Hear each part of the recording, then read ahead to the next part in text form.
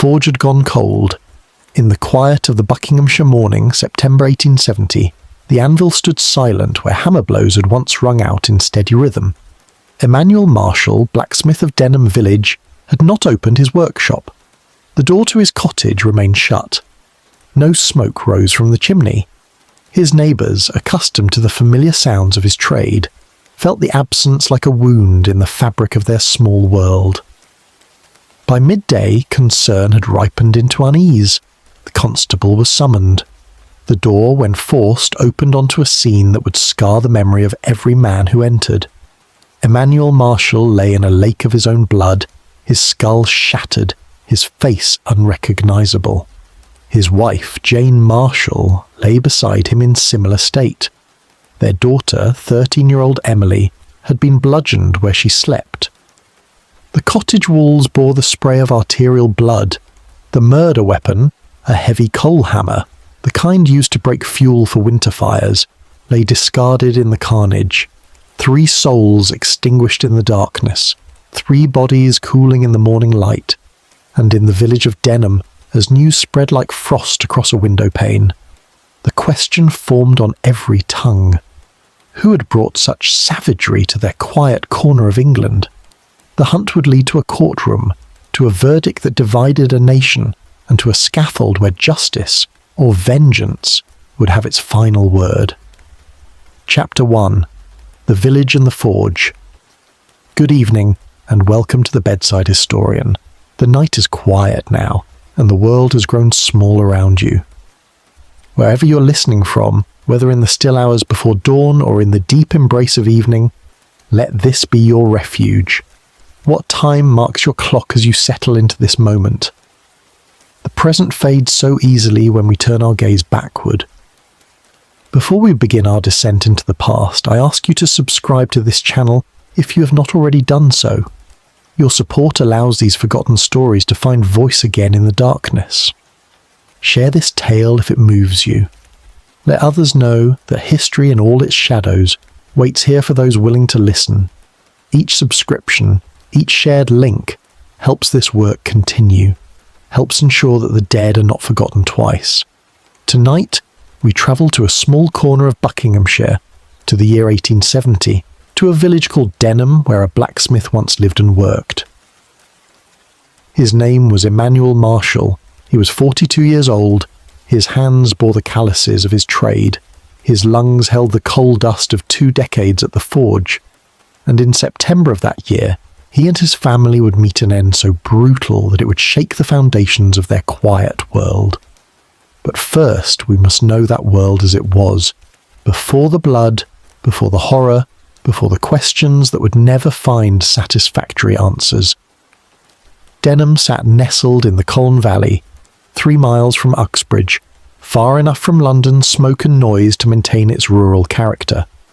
The village in 1870 remained much as it had been for generations, a collection of cottages and farms, a church with a Norman tower, narrow lanes that turned to mud in winter and dust in summer.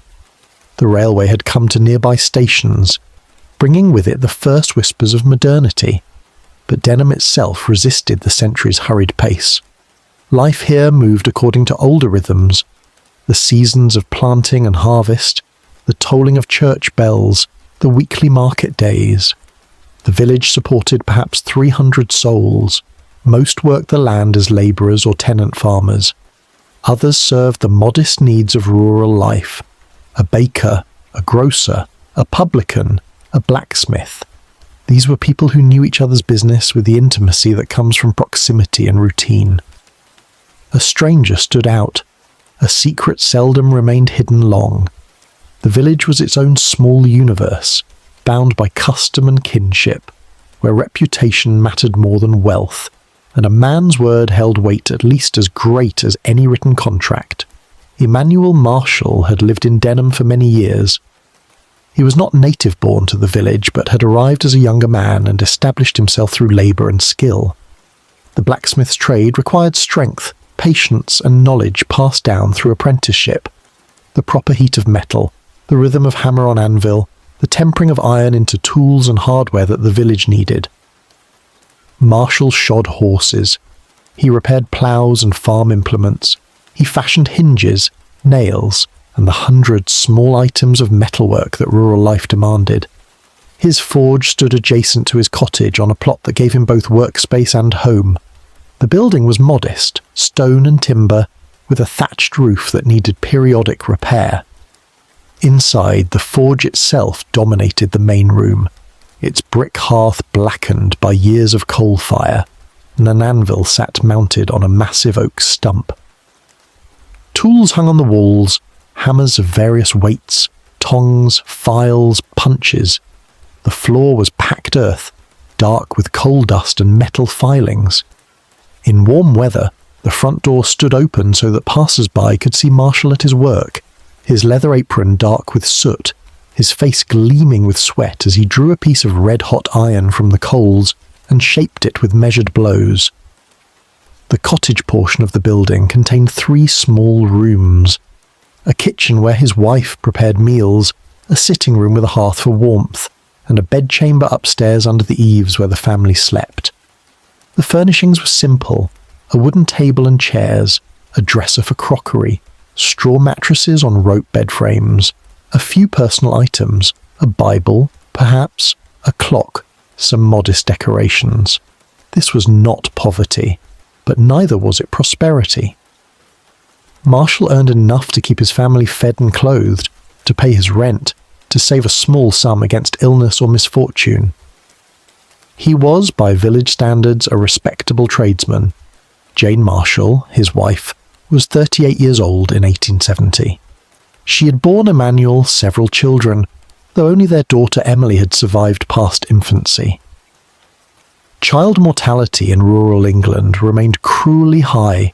Fever, accident, the 1,000 fragile ways that young life could be extinguished. Jane managed the household with the competence expected of a working man's wife. She tended a small garden. She preserved food for winter. She took in occasional washing or mending to supplement the family income. Her life was one of constant labour, the kind that left no room for leisure, but provided the satisfaction of necessity met and duty fulfilled. Emily Marshall was 13 years old. She had reached that threshold age between childhood and womanhood, still young enough to play but old enough to work. She helped her mother with household tasks. She'd received some basic education, enough to read simple texts and write her name, more than many girls of her station could claim. Her future likely held domestic service in a larger household, or perhaps marriage to a labourer or tradesman if fortune smiled. She was, by all accounts, an ordinary girl living an ordinary life in an ordinary English village. The Marshall family attended church with reasonable regularity. They caused no trouble. They paid their debts. Emmanuel's work satisfied his customers. If he drank, he did so moderately. If he argued with neighbours, no record of serious dispute survives. The Marshalls were, in the eyes of Denham village, unremarkable. The kind of family that forms the stable foundation of rural society, neither wealthy enough to excite envy, nor poor enough to require charity. The forge itself served as a kind of social hub.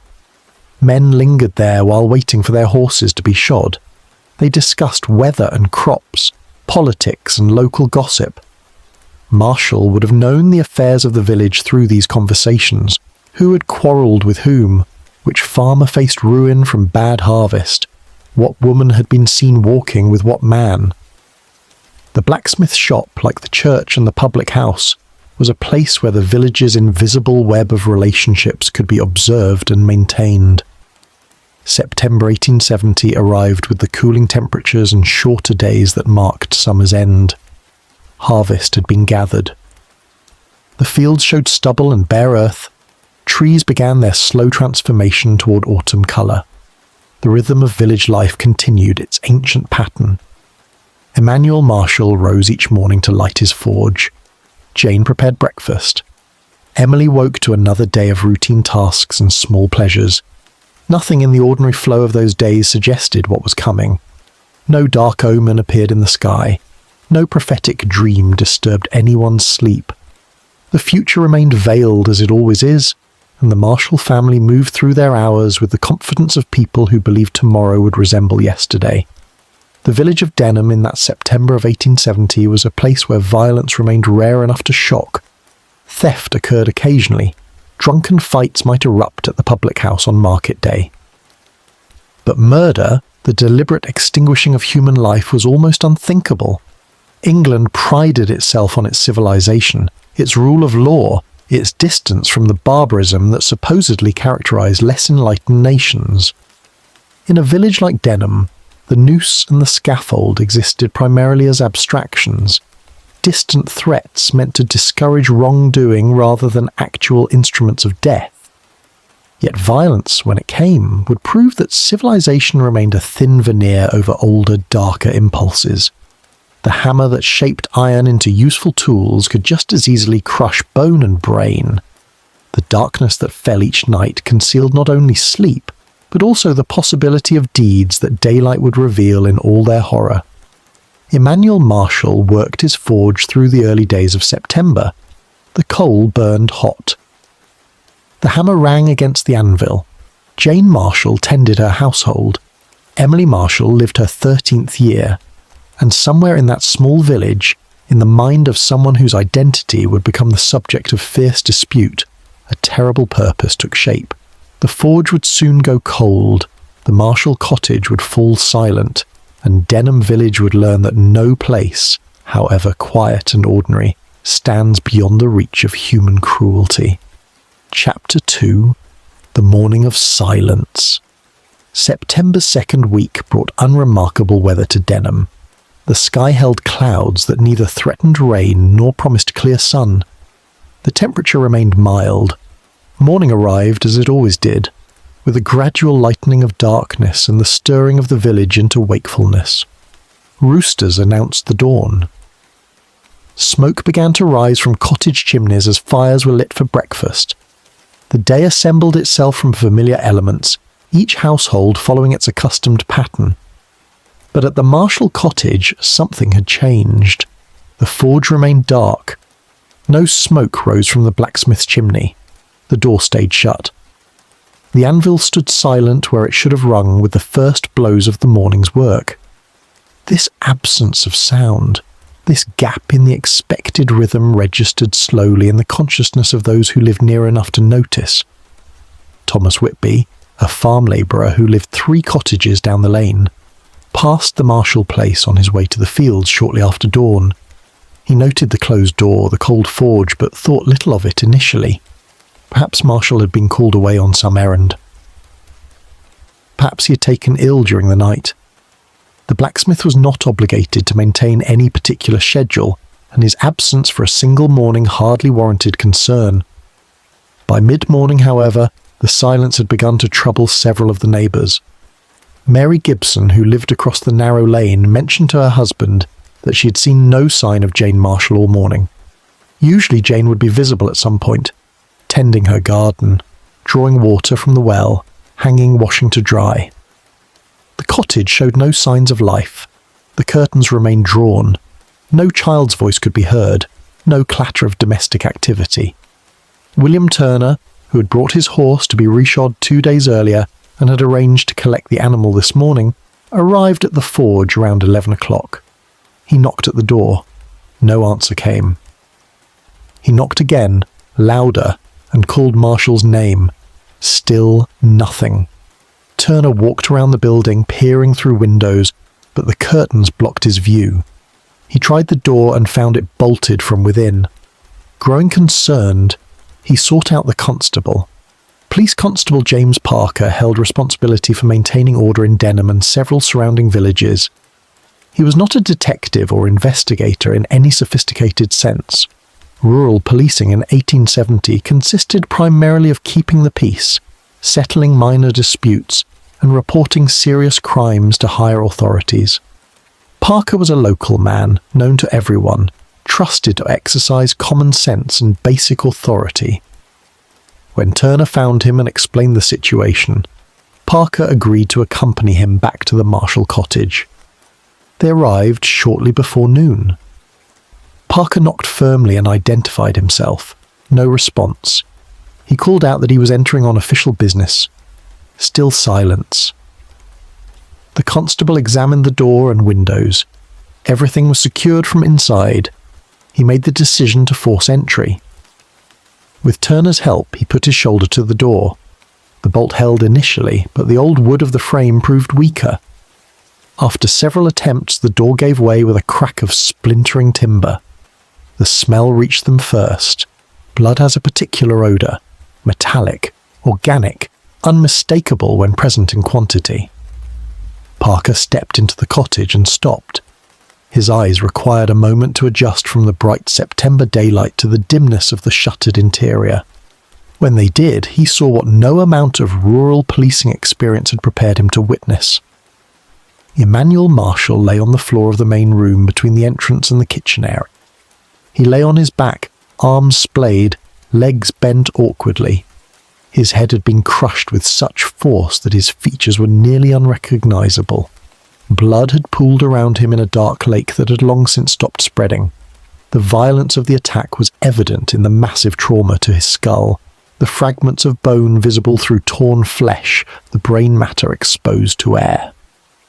Parker stood frozen for several seconds, his mind struggling to process the scene.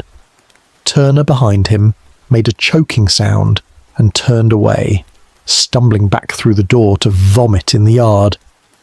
The constable forced himself to move deeper into the cottage. He found Jane Marshall in the kitchen area, collapsed near the hearth. She too had been struck from behind.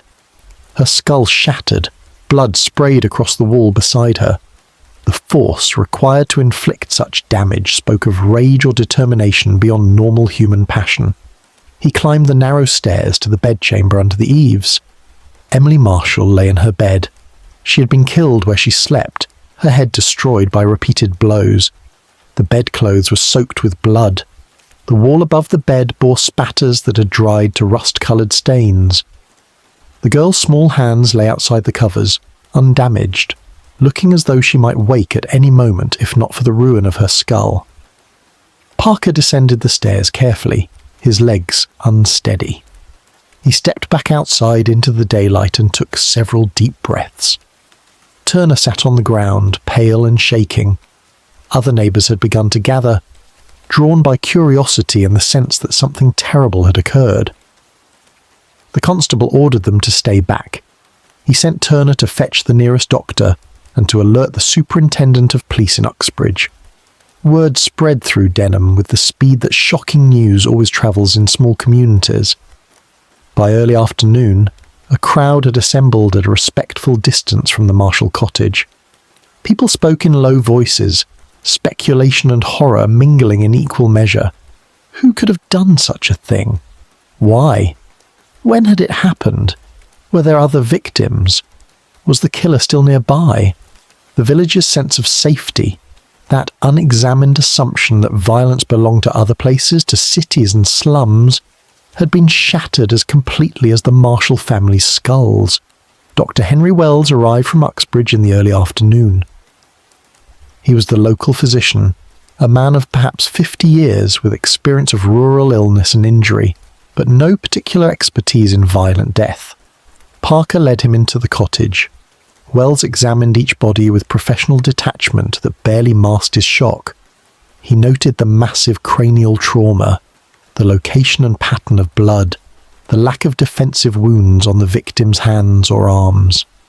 He estimated that death had occurred at least 24 hours earlier, possibly longer. The bodies had begun to show signs of decomposition in the September warmth. The murder weapon lay where the killer had discarded it, a coal hammer, the heavy implement used to break large pieces of fuel into smaller chunks for domestic fires. It was an ordinary household tool found in nearly every cottage that heated with coal. This particular hammer bore obvious stains of blood and tissue. Hair was embedded in the congealed matter on its striking surface. The wooden handle showed no particular identifying marks. It could have belonged to the Marshall household or been brought by the killer from elsewhere. Superintendent William Nash arrived from Uxbridge with 2 additional constables late in the afternoon. Nash held greater authority and experience than the village constable. He had investigated serious crimes before, though nothing quite like this. He surveyed the scene with deliberate care, noting details, asking questions, beginning the methodical process of building a case that might lead to an arrest. The cottage appeared undisturbed beyond the violence itself. No drawers had been pulled open, no cabinets ransacked. A small amount of money, a few shillings, lay in plain sight on the kitchen shelf. Jane Marshall's modest jewellery had not been taken. The motive, whatever it was, did not appear to be theft. This observation narrowed the field of possibility while simultaneously making the crime more mysterious. If not robbery, then what? Personal grudge? Madness?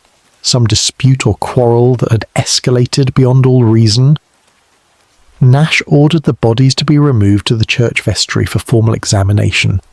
He assigned constables to guard the scene and begin questioning every resident of Denham. He sent messages to Scotland Yard in London, informing them of the murders and requesting any assistance or guidance they might provide. The machinery of Victorian law enforcement, limited though it was by modern standards, began to turn. As evening fell, lanterns were lit in the Marshall cottage. Nash and his men continued their examination by flickering light. They measured distances, noted positions, catalogued every object that might prove relevant. Outside, the crowd had thinned but not dispersed entirely. Some villagers remained, watching the cottage as though expecting it to yield answers to the questions that pressed upon them all. 3 people had been murdered in their home. The killer had entered somehow, committed these brutal acts and departed without being seen. No witness had come forward. No one had heard screams or sounds of struggle, or if they had not recognised them for what they were in the darkness of night. The village of Denham had slept while murder unfolded in its midst, and now, in the cold light of investigation, it faced the terrible knowledge that safety was an illusion and that evil could wear a familiar face. The night deepened. The lanterns in the cottage burned on, and somewhere, perhaps in Denham itself, perhaps having fled already to some distant place, the person who had wielded that coal hammer with such devastating force went about whatever business occupied their hours, carrying the knowledge of what they had done into an uncertain future. Chapter 3. The Scene of Slaughter. The formal examination of the Marshall cottage began in earnest the following morning. Superintendent Nash arrived with the dawn, accompanied by Dr. Wells and a clerk who would record the details of what they found. The September sun rose clear and bright, indifferent to the darkness it would illuminate. The cottage door stood open now, its broken bolt a testament to forced entry. The interior, which had been sealed overnight with constables standing guard, awaited methodical scrutiny. Nash entered first, his boots careful on the blood-stained floor. The main room measured perhaps 12 feet by 15, with low beams overhead and walls of whitewashed plaster now marked by violence. Emmanuel Marshall's body had been removed during the night, but the evidence of where he had fallen remained. The blood had soaked into the packed earth floor, creating a dark stain that could never be fully cleaned. More blood had sprayed across the nearby wall in an arc pattern that suggested arterial spurting, as the heart continued to pump for several seconds after the fatal blow. Dr. Wells knelt beside the stain, examining it with professional interest. The pattern told a story. Marshall had been struck from behind, the first blow landing at the base of his skull. The force had been tremendous, sufficient to crack bone on impact. The victim had fallen forward, possibly already unconscious, and the attacker had continued striking.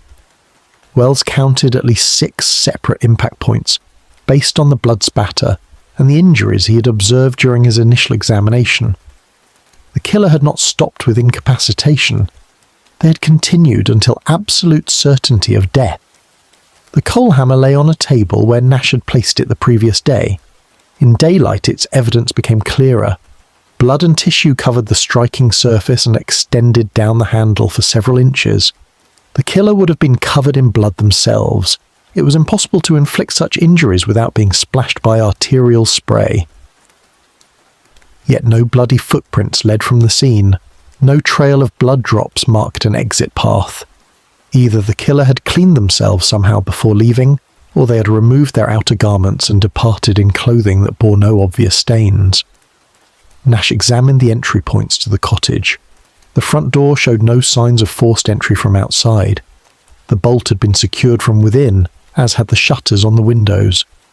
This suggested that the killer had either been let in willingly by the victims, or had found another means of access that left no trace. A rear door leading from the kitchen to a small yard stood bolted as well. The windows were too small for an adult to enter through, and none showed signs of tampering. The kitchen area, where Jane Marshall had died, occupied one end of the main room, separated only by the placement of furniture and a change in floor level. A stone hearth held the remnants of a fire that had burned down to ash. Cooking implements hung from hooks on the wall. A basin for washing sat on a stand. The blood here had sprayed across a wider area, suggesting that Jane had been standing when struck and had turned partially toward her attacker before falling. The pattern indicated surprise rather than confrontation. She had not raised her hands to defend herself. The first blow had likely killed or incapacitated her instantly. A small table held the remains of an interrupted meal. 2 plates with food scraps, bread, cheese, the remnants of what might have been stew. 2 cups that had held tea or water. The portions suggested an evening meal, eaten sometime before the attack. Nash noted this detail carefully. The food helped establish a timeline. The Marshalls had eaten supper, they had prepared for bed, and then, at some point during the evening or night, death had entered their home. The stairs to the upper chamber were narrow and steep, more ladder than proper staircase. Nash climbed carefully, his head bent beneath the low ceiling. The bedchamber under the eaves had space for little more than the 2 straw mattresses that served as beds, one for the parents, one for the daughter. A small chest held clothing, a few personal items, a brush, a mirror, a child's doll, lay on a shelf built into the angle where the roof met the wall. Emily Marshall had died in her bed. The evidence suggested she had been asleep when attacked. The bedclothes, though soaked with blood, remained relatively undisturbed. No signs of struggle marked the small space. The girl had likely never woken, or if she had, death had come too quickly for resistance. Nash found this detail particularly chilling. To murder a sleeping child required a coldness that defied understanding. The position of Emily's body, however, raised questions. She lay on her side, facing the wall, one hand tucked beneath her cheek. The blows had come from behind, striking the back of her skull. But the blood spatter on the wall above the bed suggested the attacker had stood at the bedside rather than at the foot. This meant the killer had climbed the stairs, entered the small chamber, and struck the girl while she slept mere feet from where her parents lay murdered below. Dr. Wells joined Nash in the chamber. Together they examined the blood patterns, the angle of spatter, the location of impact. Wells estimated that Emily had been killed last. The temperature of the bodies when he had examined them the previous day, the progression of rigor mortis, and the extent of blood pooling all suggested a sequence. Emmanuel first struck down in the main room. Jane second, killed in the kitchen as she perhaps responded to the sound of her husband's fall. Emily last, murdered in her bed to eliminate all witnesses. But this sequence raised troubling questions. Why had Jane not screamed? Why had Emily not woken at the sound of violence below? The cottage walls were thin. Sound carried easily in such small spaces. Yet no neighbour had reported hearing anything unusual. Either the attacks had been swift and silent enough to prevent outcry, or the neighbours had heard but had not investigated, or they were lying about what they knew. Nash descended the stairs and began a more thorough search of the cottage's contents.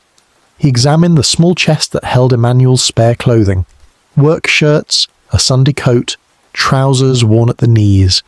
Jane's clothing occupied a separate drawer, dresses of serviceable fabric, undergarments, a shawl. Nothing appeared disturbed. No items seemed to be missing. The modest savings that Marshall had accumulated, £3 and some shillings, remained in a tin box on the kitchen shelf, untouched. The forge area adjoining the cottage received equal scrutiny. Tools hung in their accustomed places. Coal lay heaped in a bin. The anvil showed signs of recent use. Nothing suggested interruption or struggle. The forge had been allowed to burn out naturally the previous day, the coals gradually dying as Marshall's life ended. The workspace held no weapons beyond the ordinary tools of the blacksmith's trade. Hammers and files and tongs that could serve as implements of death, but showed no signs of having done so. Outside, in the small yard behind the cottage, Nash examined the ground for footprints or disturbance. The earth was packed hard from summer drought. What grass grew there showed no obvious trampling. A water barrel stood beneath a downspout from the eaves. A small chicken coop housed half a dozen birds that had gone unfed since the murders and now clucked with plaintive hunger. An ash pit held the remnants of household fires. Nothing yielded any clear evidence. The clerk who accompanied Nash filled page after page with notes. Every measurement, every observation, every detail was recorded in careful handwriting. This documentation would form the basis of any prosecution that might follow.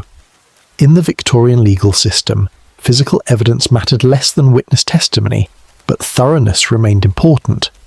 Defence counsel would examine every detail, seeking inconsistencies or oversights that might raise reasonable doubt. By midday, Nash had formed several conclusions.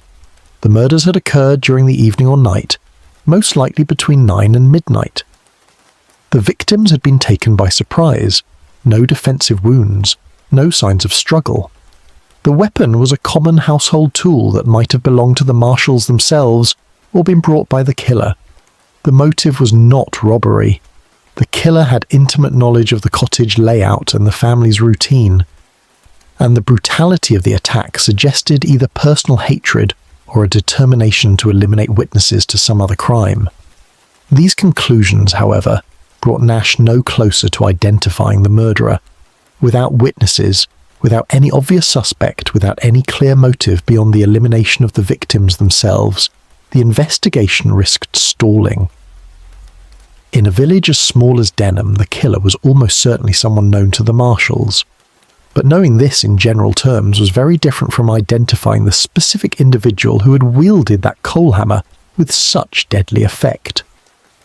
Nash ordered his constables to begin systematic questioning of every household in Denham. Every person would be asked where they were on the night of the murders. Every relationship with the Marshall family would be explored. Every grievance, however minor, would be documented. Someone in this village knew something. Someone had seen or heard something unusual. Someone was hiding knowledge that might crack this case open. The constables spread out through Denham with their notebooks and questions. They knocked on doors and interviewed suspicious and innocent alike. They asked about Emmanuel Marshall's character, about Jane Marshall's habits, about Emily and her daily routine. They inquired into debts and disputes, into quarrels and resentments. They probed the invisible web of relationships that bound the village together, looking for the thread that, when pulled, might unravel the mystery. As afternoon wore into evening, Nash stood in the doorway of the Marshall cottage and surveyed the scene one final time. Somewhere in this blood and silence lay the truth. Somewhere in the pattern of violence and the absence of obvious motive existed a story that made sense. But that story remained hidden, encrypted in the language of blood spatter and timeline and human psychology. It would take more than physical evidence to reveal it. It would take witnesses willing to speak, suspects willing to break, and perhaps a measure of fortune that investigations often required but could never guarantee. The cottage would remain sealed for several more days while the investigation continued. The blood would dry and darken. The smell would fade slowly, and in the minds of everyone who had entered this place of death, the images would persist. A blacksmith and his wife and daughter, murdered in the sanctity of their home. Their lives ended with savage efficiency by someone who had walked away into the Buckinghamshire night carrying secrets that might never fully come to light. Chapter 4. Suspicion Falls. The questioning of Denham's residents began in earnest on the morning of the third day. Superintendent Nash established a temporary command post in the village church vestry, where he and his constables could conduct interviews away from curious ears. The parish rector, uncomfortable with his church's transformation into an investigative headquarters, but recognising the necessity, provided access to the space and whatever cooperation the police required. The villagers came when summoned, some willingly, others with visible reluctance. Each was asked the same basic questions.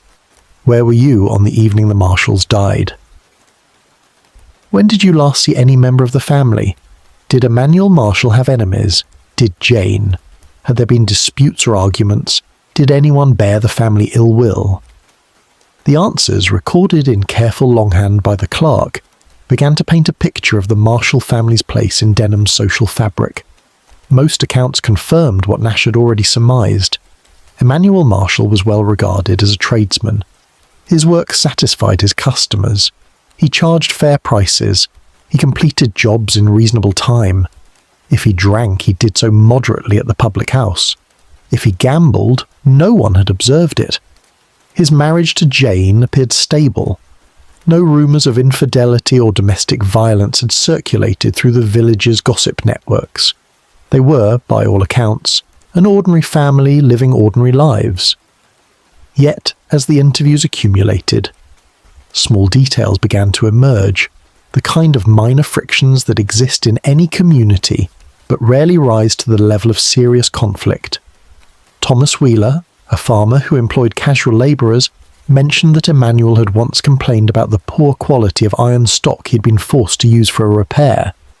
The complaint had been directed not at Wheeler, but at the supplier, yet it suggested Marshall was willing to voice dissatisfaction when circumstances warranted. Mary Gibson, the neighbour who lived across the lane, recalled that Jane Marshall had seemed quieter than usual in recent weeks. She had attributed this to some domestic concern, perhaps worry about money or Emily's future. But now, in light of the murders, Gibson wondered if Jane had sensed some danger, had known something that she had kept to herself. Nash noted this observation but recognised its limited value. Witnesses often reinterpreted past events in light of present knowledge, seeing significance where none existed. The more promising leads emerged from questions about who had been seen near the Marshall cottage in the days before the murders. Several witnesses mentioned a man named John Owen Jones. He was a labourer, perhaps 30 years old, who moved between various jobs in Denham and the surrounding villages. He had no permanent residence, but lodged where he could find accommodation, sometimes sleeping in barns or outbuildings when money was scarce. Jones was known to most of the villagers, though not well liked. He had a reputation for sullenness and occasional drunkenness. He'd been involved in minor disputes over unpaid debts and work left incomplete. William Turner, the man who had first accompanied Constable Parker to the Marshall cottage, recalled seeing Jones near the blacksmith's forge 3 days before the murders. Jones had been loitering, apparently waiting to speak with Marshall about some matter. Turner had not heard their conversation, but remembered that both men's voices had been raised. He had assumed it was some disagreement about work or payment, the common friction between employer and labourer, but nothing that seemed serious at the time. Another witness, Peter Clark, a farmer who employed Jones occasionally for field work, reported that Jones had left his employment abruptly 2 days before the murders were discovered. Jones had been hired to help with harvest work, but had departed without explanation or collecting his full wages. Clark had been irritated but not particularly concerned. Casual labourers came and went with little notice, but now, in the context of the investigation, Jones's sudden departure took on more sinister implications. Nash sent constables to locate Jones and bring him in for questioning. The search took most of the day. Jones was finally found in Uxbridge, 3 miles distant, staying at a lodging house near the market square. The constables approached him in late afternoon. Jones showed no resistance when told he was wanted for questioning regarding the Marshall murders. He accompanied them back to Denham, maintaining a sullen silence during the walk. The interview took place in the church vestry as evening fell. Nash sat across a small table from Jones, with Constable Parker present to take notes. Jones was a lean man, weathered by outdoor labour, his hands rough and his clothing worn. His face bore the permanent marks of hardship and drink. He met Nash's gaze with apparent indifference, neither defiant nor cooperative, simply waiting for the questions to begin. Nash asked Jones about his whereabouts on the night of the murders. Jones replied that he had been sleeping rough in a barn on the outskirts of Denham. No one could verify this claim. Nash asked about Jones's relationship with Emmanuel Marshall. Jones admitted they had argued 3 days before the murders, but claimed the dispute was minor, a disagreement about payment for some small job Jones had done at the forge. Marshall had accused him of poor workmanship. Jones had defended himself. Words had been exchanged, but nothing had come of it. Nash pressed further. Why had Jones left Peter Clark's employment so abruptly? Jones shrugged. The work was hard. The pay, poor. He had simply decided to seek better prospects elsewhere. There was no deeper reason. Nash asked if Jones knew that the Marshalls were dead. Jones said he had heard rumours in Uxbridge but had not known the details. Nash watched the man's face carefully, looking for signs of deception, averted eyes, nervous gestures, inconsistencies in his story. Jones gave him little to work with. The labourer's answers were brief and consistent. If he was lying, he was skilled at it. The interview continued into the evening. Nash returned to the same questions from different angles, seeking to catch Jones in a contradiction. Where exactly had you slept? In the barn behind Miller's farm. Did anyone see you there? Not to his knowledge. What were you wearing that night? The same clothes he wore now. Did you have blood on your clothing? No. Did you own a coal hammer? No, but such tools were common enough. Had you ever been inside the Marshall cottage? No, only in the forge area. Nash had little physical evidence to confront Jones with. No witness had seen him at the cottage on the night of the murders. No bloody clothing had been found. The coal hammer bore no identifying marks linking it to Jones. The case against him rested on circumstance and suspicion. The argument with Marshall, the abrupt departure from Clark's employment, the lack of an alibi for the night in question, and his general character as someone on the margins of village society. Yet these circumstances, thin as they were, represented more evidence than Nash had against anyone else. In the absence of other suspects, Jones became the focus of the investigation. Nash ordered him held in custody while further inquiries were made. Jones accepted this decision with the same indifference he had shown throughout the interview. He was taken to the lockup in Uxbridge, where he would remain pending further developments. News of Jones's detention spread through Denham with the speed of all gossip. The villagers seized upon it with a mixture of relief and vindication. Of course it was Jones. He was exactly the sort of man who would commit such a crime. Had anyone ever really trusted him? Had his character not always suggested a capacity for violence? The villagers' need to identify the threat and contain it found satisfaction in Jones's arrest, regardless of whether he was actually guilty. Nash, however, remained troubled. The case felt incomplete. The evidence was circumstantial at best. No witness placed Jones at the scene. No motive explained why a minor dispute over workmanship would escalate to triple murder. The brutality of the crime suggested personal hatred or calculated elimination of witnesses, not the rage of a disgruntled labourer. Yet the investigation had to proceed with what evidence existed, not what Nash wished to have.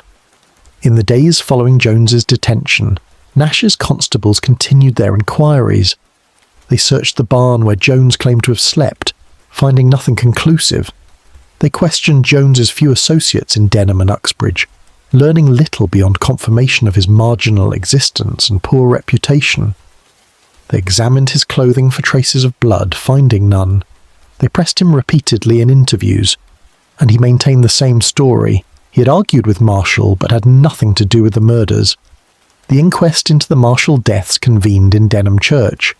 The coroner, a Uxbridge solicitor named Robert Hayes, heard testimony from Dr. Wells about the nature of the victims' injuries, from Constable Parker about the discovery of the bodies, and from various witnesses about the character of the deceased and the circumstances surrounding their deaths.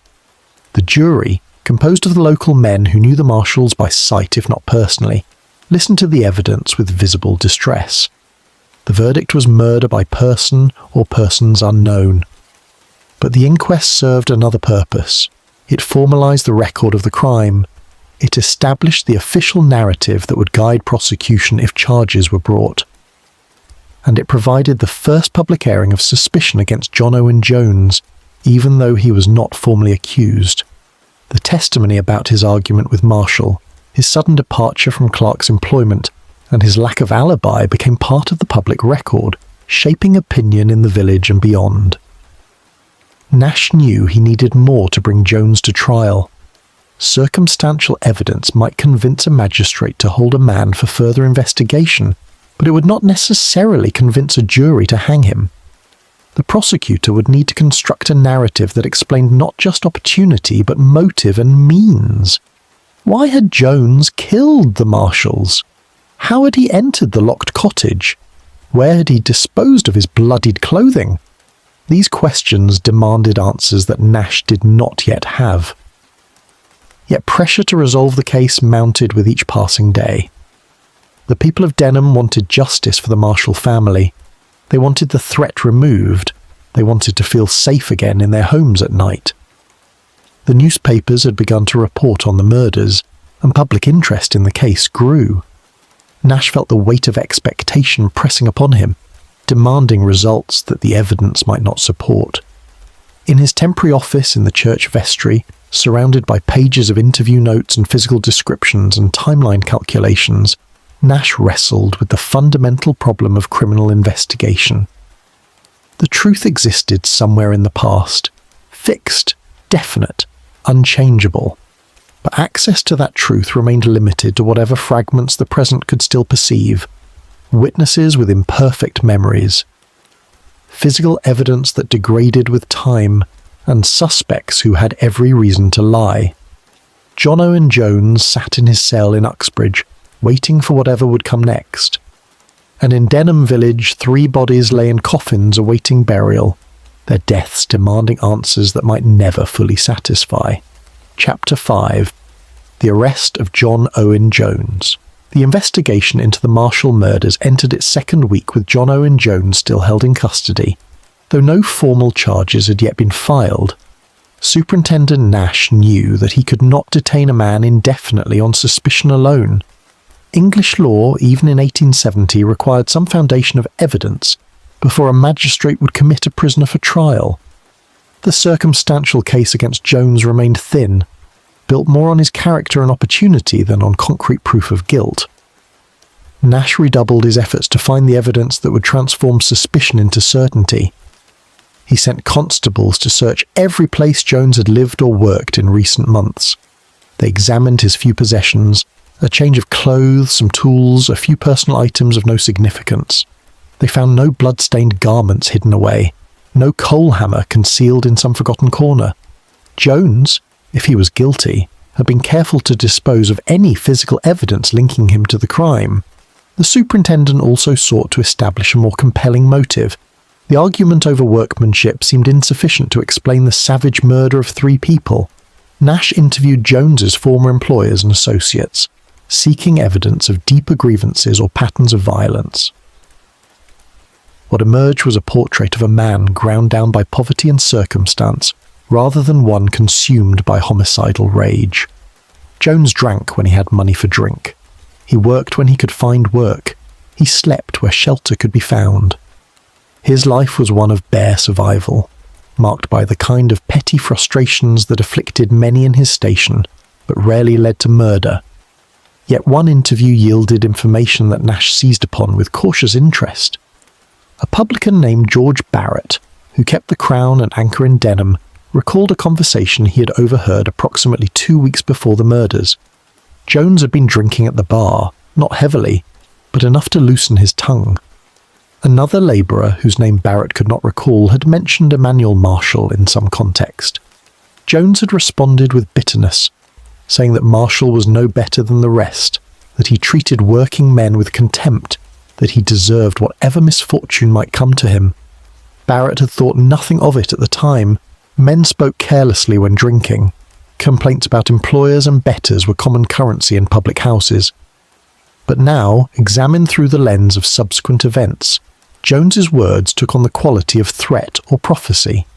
Nash had Barrett's statement recorded in detail. It was not a confession, not even a clear expression of intent, but it suggested that Jones's resentment of Marshall ran deeper than a simple disagreement over payment for work. With this additional evidence, Nash felt he had enough to bring Jones before the magistrate. The hearing took place in Uxbridge on a grey morning in late September. The magistrate, a landowner named Sir Charles Pemberton, who served in this judicial capacity as part of his civic duties, presided from behind a heavy oak desk. The proceedings were formal but brief. Nash presented the evidence against Jones. The argument with Marshall, the sudden departure from employment, the lack of alibi, the overheard statement in the public house, and the general circumstantial case that Jones had both opportunity and motive to commit the murders. Jones, who had no solicitor to represent him, was asked if he wished to respond. He stood in the dock, his clothing rumpled from days of confinement, his face bearing an expression somewhere between resignation and defiance. He denied killing the Marshalls. He repeated his claim that he had been sleeping in a barn on the night in question. He acknowledged arguing with Marshall, but said the dispute was trivial and had not troubled him beyond the moment. He insisted he had no reason to harm Jane Marshall or her daughter, that he had never even spoken to them. Sir Charles listened to both sides and deliberated only briefly. The evidence, though circumstantial, was sufficient to warrant holding Jones for trial at the next assizes. He would be transferred to Aylesbury Prison to await the convening of the court. Jones accepted the decision without visible emotion. He was led away by constables, his temporary status as suspect now transformed into the formal designation of accused. The committal for trial brought both relief and continued unease to Denham village. Relief that someone had been charged, that the machinery of justice was moving forward. Unease because the case remained far from closed. No one had witnessed the murders. No confession had been obtained. The evidence remained stubbornly circumstantial. If Jones was guilty, he might yet escape the noose through the protections of the English law. If he was innocent, then the real killer remained at large, free to strike again or to vanish into the anonymous masses of Victorian England. The transfer to Aylesbury Prison took place under guard. The prison stood as it had for centuries, a grim stone fortress that housed those awaiting trial and those already convicted. Jones was processed according to the standard procedures, his possessions inventoried, his person searched, his details recorded in the prison register. He was assigned to a cell that measured perhaps 8 feet by 6, with a narrow cot, a chamber pot, and a small barred window that admitted a pale rectangle of light during daylight hours. Prison routine was harsh, but predictable. Prisoners rose at dawn, emptied their chamber pots, received a breakfast of gruel and bread. Those convicted of crimes worked at labour, picking oakum, breaking stones, operating the treadmill. Those awaiting trial, like Jones, were exempt from hard labour, but confined to their cells for most of each day. Exercise consisted of walking in a small yard for 1 hour daily, always under guard, forbidden to speak with other prisoners. The solitude was intended to promote reflection and penitence, though its effect was often to produce despair or madness. Jones adapted to confinement with the same stoic resignation he had shown throughout his detention. He ate the poor food without complaint. He slept on the hard cot without protest. He walked his daily exercise in silence. The prison chaplain visited him, offering religious counsel and urging him to confess if he bore guilt for the Marshall deaths. Jones maintained his innocence. He told the chaplain that he had argued with Marshall but had killed no one. Whether the chaplain believed him or not, He recorded Jones's words in his daily log of pastoral visits. While Jones sat in his cell, preparations for his trial moved forward. The case would be heard at the Buckinghamshire Assizes, the periodic sessions of the High Court that brought judges from London to try serious crimes. The next assizes were scheduled for November, giving the prosecution 2 months to prepare its case. The Crown appointed a barrister, Richard Sterling, to lead the prosecution. Sterling was an experienced advocate who had secured convictions in several murder cases. He reviewed the evidence that Nash had assembled and found it adequate, if not overwhelming. The defence of John Owen Jones fell to a young solicitor named Edward Hartley, appointed by the court to represent the accused. Hartley had limited experience in criminal defence and no experience at all in capital cases. He met with Jones in the prison conference room, a bare chamber where lawyer and client could speak with minimal privacy under the watchful eye of a guard. Jones told his story again, the argument with Marshall, the night spent in the barn, his complete innocence of the murders. Hartley listened and took notes, knowing that he faced a difficult task. Without money for investigations or expert witnesses, without any clear alternative suspect to point toward, the defence would rest primarily on attacking the weakness of the prosecution's circumstantial case. The 2 months before trial passed slowly for Jones in his cell. Autumn deepened into early winter. The days shortened. The stone walls of Aylesbury Prison grew cold despite the small stove that provided minimal heat to each corridor. Jones had no visitors beyond his solicitor and the chaplain. Whatever family he might have had did not appear.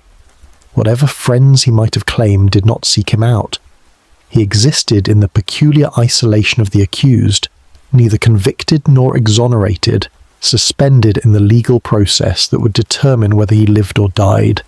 In Denham, life gradually returned to something approaching normalcy. The Marshall cottage remained empty, its door sealed by order of the court. No one wished to rent or purchase a property where such violence had occurred. It stood as a kind of monument to the crime, a visible reminder that murder had visited this quiet village. Children were forbidden to go near it. Superstitious villagers claimed to see lights in the windows at night, or to hear sounds that could not be explained by wind or settling timbers. The Marshall family was buried in a triple funeral that drew most of Denham's residents. The service was simple, conducted by the rector in the ancient parish church where generations of villagers had marked the passages of their lives. Emmanuel, Jane, and Emily were interred together in a plot on the south side of the churchyard, beneath a simple stone that bore their names and the date of their deaths. The inscription read, "Taken from us by violence, may they rest in peace." No mention was made of justice or vengeance. The stone spoke only of loss and the hope of peace beyond the grave. Nash continued his investigation even after Jones's committal for trial. He remained troubled by the gaps in the case. How had the killer entered the locked cottage? Why had none of the victims cried out? Where were the bloodied clothes that the murderer must have worn? He sent constables to drag the nearby streams and ponds, seeking the coal hammer or clothing that might have been discarded. Nothing was found. He interviewed and re-interviewed witnesses, hoping that new details might emerge with reflection. None did. The superintendent also explored alternative theories, though without much conviction. Could the murders have been committed by someone passing through Denham, a stranger unknown to the village? The locked doors argued against this. Could there have been multiple attackers? The evidence suggested a single killer wielding a single weapon. Could someone in the Marshall family have had enemies that Nash had failed to uncover? Every inquiry into the family's history and relationships yielded the same conclusion. They were ordinary, unremarkable, without the kind of secrets or conflicts that led to murder. As November approached, Nash compiled his final report for the prosecution. It was a thorough document, laying out the timeline of the murders, the physical evidence from the scene, the witness statements, and the circumstantial case against John Owen Jones. Reading it over, Nash felt a familiar dissatisfaction. The report contained everything he knew about the case, yet somehow fell short of explaining what had actually happened on that September night. the truth remained elusive, visible only in outline, its details still obscured by the darkness in which the crime had been committed. The Buckinghamshire Assizes would convene in early November at the Shire Hall in Aylesbury. The Marshall murder case was scheduled as one of the first trials on the calendar, given its seriousness and the public interest it had generated. Jones would be brought from his cell to stand in the dock and face his accusers. 12 men, property owners all as the law required, would be impanelled as jurors to weigh the evidence and determine his fate.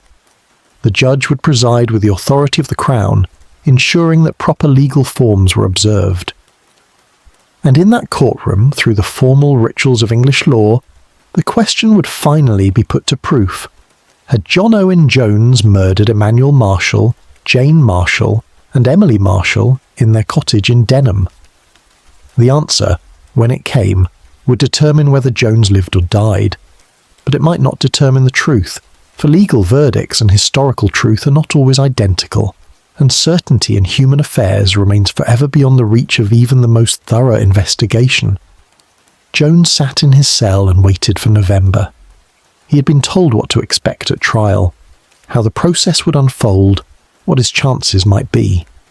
He had been urged again to confess if he was guilty, to throw himself on the mercy of the court. He had refused.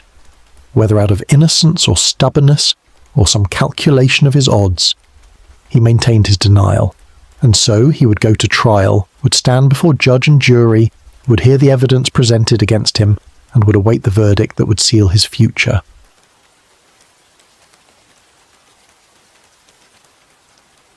Chapter 6.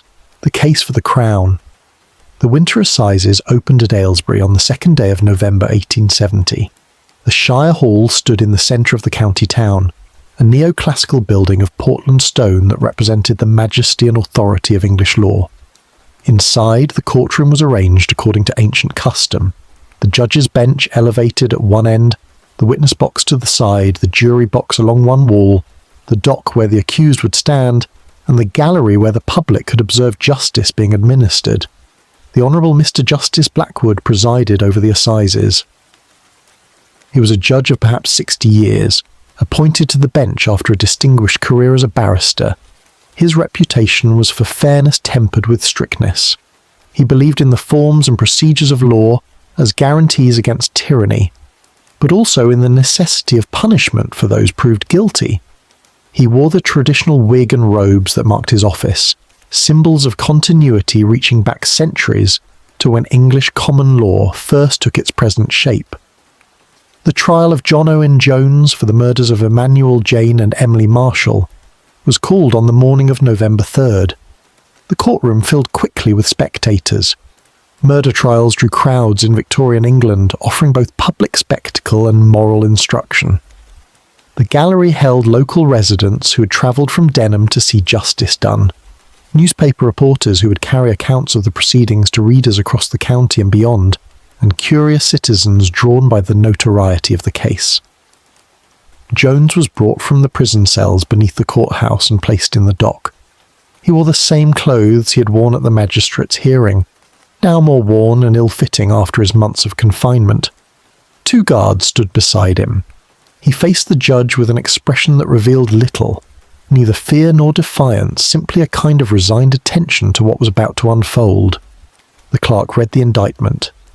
John Owen Jones stood accused of the wilful murder of Emmanuel Marshall on or about September 10, 1870, in the parish of Denham, county of Buckingham.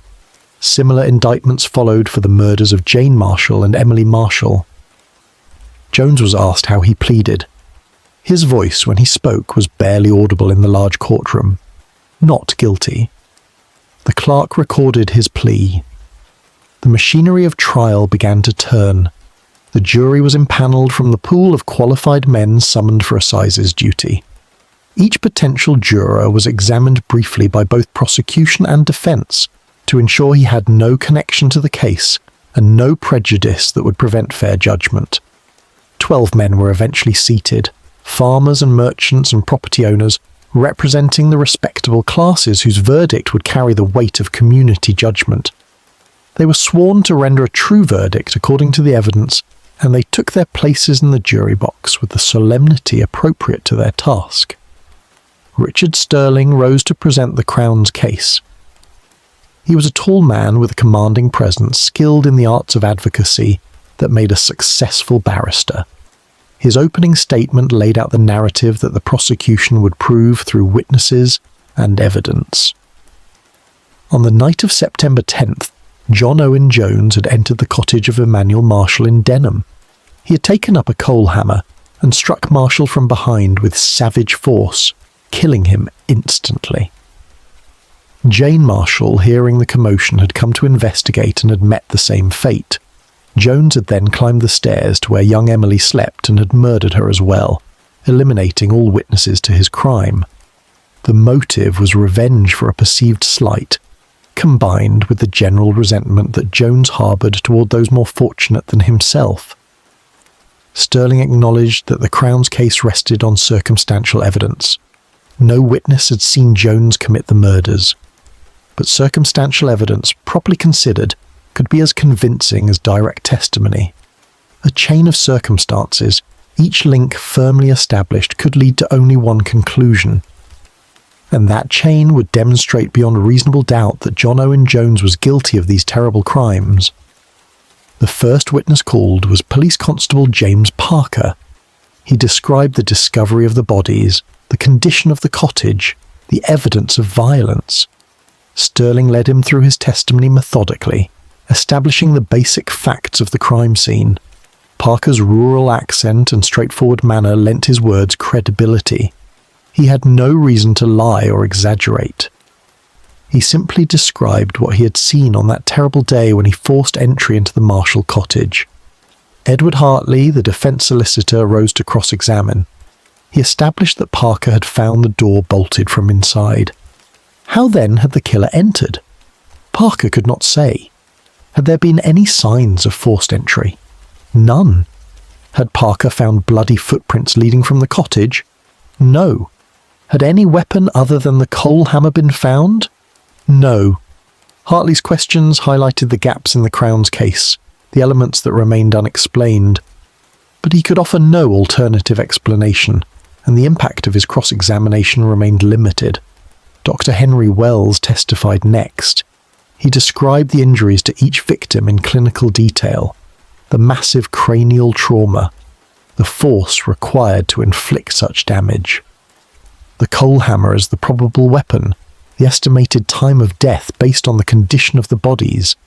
Stirling used Wells' testimony to establish the brutality of the crimes, to paint a picture of savage violence that would horrify the jury and make them eager to see someone punished.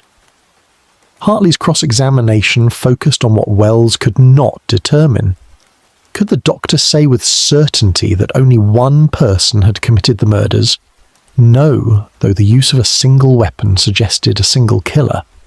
Could he determine the killer's height or strength from the angle of the blows?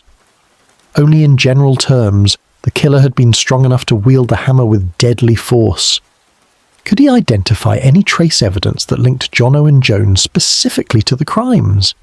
No physical evidence of that nature had been found. The Crown called a series of witnesses to establish Jones's connection to Emmanuel Marshall and his presence in Denham around the time of the murders. William Turner testified about seeing Jones at the forge 3 days before the murders, about hearing raised voices between Jones and Marshall. George Barrett, the publican, recounted the conversation he had overheard, in which Jones had spoken bitterly about Marshall. Peter Clark described Jones's sudden departure from his employment without explanation. Each witness added a piece to the circumstantial puzzle. Individually, the pieces meant little. Jones had argued with Marshall. So had other men, no doubt, over the course of Marshall's career. Jones had spoken ill of Marshall in a public house. Drunken complaints were common and rarely led to murder. Jones had left a job abruptly. Casual labourers did so frequently. But assembled together, presented in Stirling's careful sequence, the pieces began to form a pattern that suggested guilt. Hartley challenged each witness on cross-examination. Had the argument between Jones and Marshall been unusually heated? Not particularly. Had Jones made any explicit threats? None that anyone had heard. Had Jones been seen near the Marshall cottage on the night of the murders? No. Had anyone observed Jones with bloodied clothing in the days following? No. The defence solicitor chipped away at the Crown's case, exposing the weakness of each individual piece of evidence. But Hartley's most significant problem was that he had no alternative narrative to offer. He could not point to another suspect. He could not explain how someone else might have committed the murders. He could not provide his client with an alibi that anyone could verify. Jones claimed he had been sleeping in a barn, alone, with no witnesses to confirm his presence there. In the absence of proof of innocence, the jury would be left to weigh the circumstantial evidence of guilt. Superintendent Nash took the stand late in the afternoon of the first day of trial. He described the investigation, the systematic questioning of witnesses, the physical evidence collected from the scene. Sterling used Nash's testimony to present the investigation as thorough and professional, to assure the jury that every reasonable avenue had been explored before Jones was charged. Nash spoke of Jones's detention, his interviews, his inability to provide a satisfactory alibi or explanation for his movements. Under cross-examination, Hartley pressed Nash on the gaps in the investigation. Had the superintendent found any physical evidence? Blood, clothing, the murder weapon apart from the coal hammer that could have belonged to anyone, that connected Jones to the crime? No. Had the search of Jones's possessions revealed anything incriminating? No. Had any witness placed Jones at the scene? No. Had Nash investigated other possible suspects? Yes, but none as thoroughly as Jones, because no one else had both opportunity and apparent motive. The first day of trial concluded with Nash still on the stand. Justice Blackwood adjourned the proceedings until the following morning. Jones was returned to his cell. The jury was housed in a local inn, kept together and supervised to prevent any improper contact or influence. The spectators filed out of the courtroom, discussing what they had heard, debating Jones's guilt or innocence based on the evidence presented. The second day began with the conclusion of Nash's testimony. Sterling asked his final questions, establishing that the investigation had been as thorough as the resources and methods of 1870 allowed. Hartley completed his cross-examination, having extracted several admissions that the case remained circumstantial and incomplete. Nash stepped down from the witness box with the relief of a man who had done his duty as best he could. The Crown's case continued with character witnesses, men from Denham who testified to Jones's reputation. The portrait that emerged was unflattering but not unusual for a man of his station. Jones drank. He was sometimes unreliable. He had a temper when provoked. But no witness could testify to prior acts of violence. No one had ever seen Jones strike another person. His sins were those of poverty and marginality rather than brutality. Sterling called one final witness, a prison guard from Aylesbury who had overheard Jones speaking with another prisoner awaiting trial. The guard testified that Jones had said something to the effect that the blacksmith got what was coming to him. The statement, if accurately reported, came close to an admission. Hartley objected strenuously to its inclusion, arguing that private statements between prisoners should not be used against the accused. Justice Blackwood overruled the objection. The statement was admissible. The jury could weigh its significance.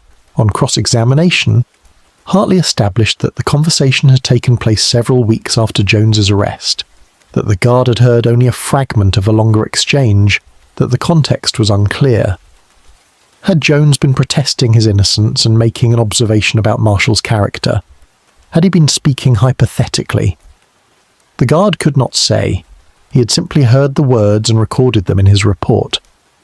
With this testimony, the Crown rested its case.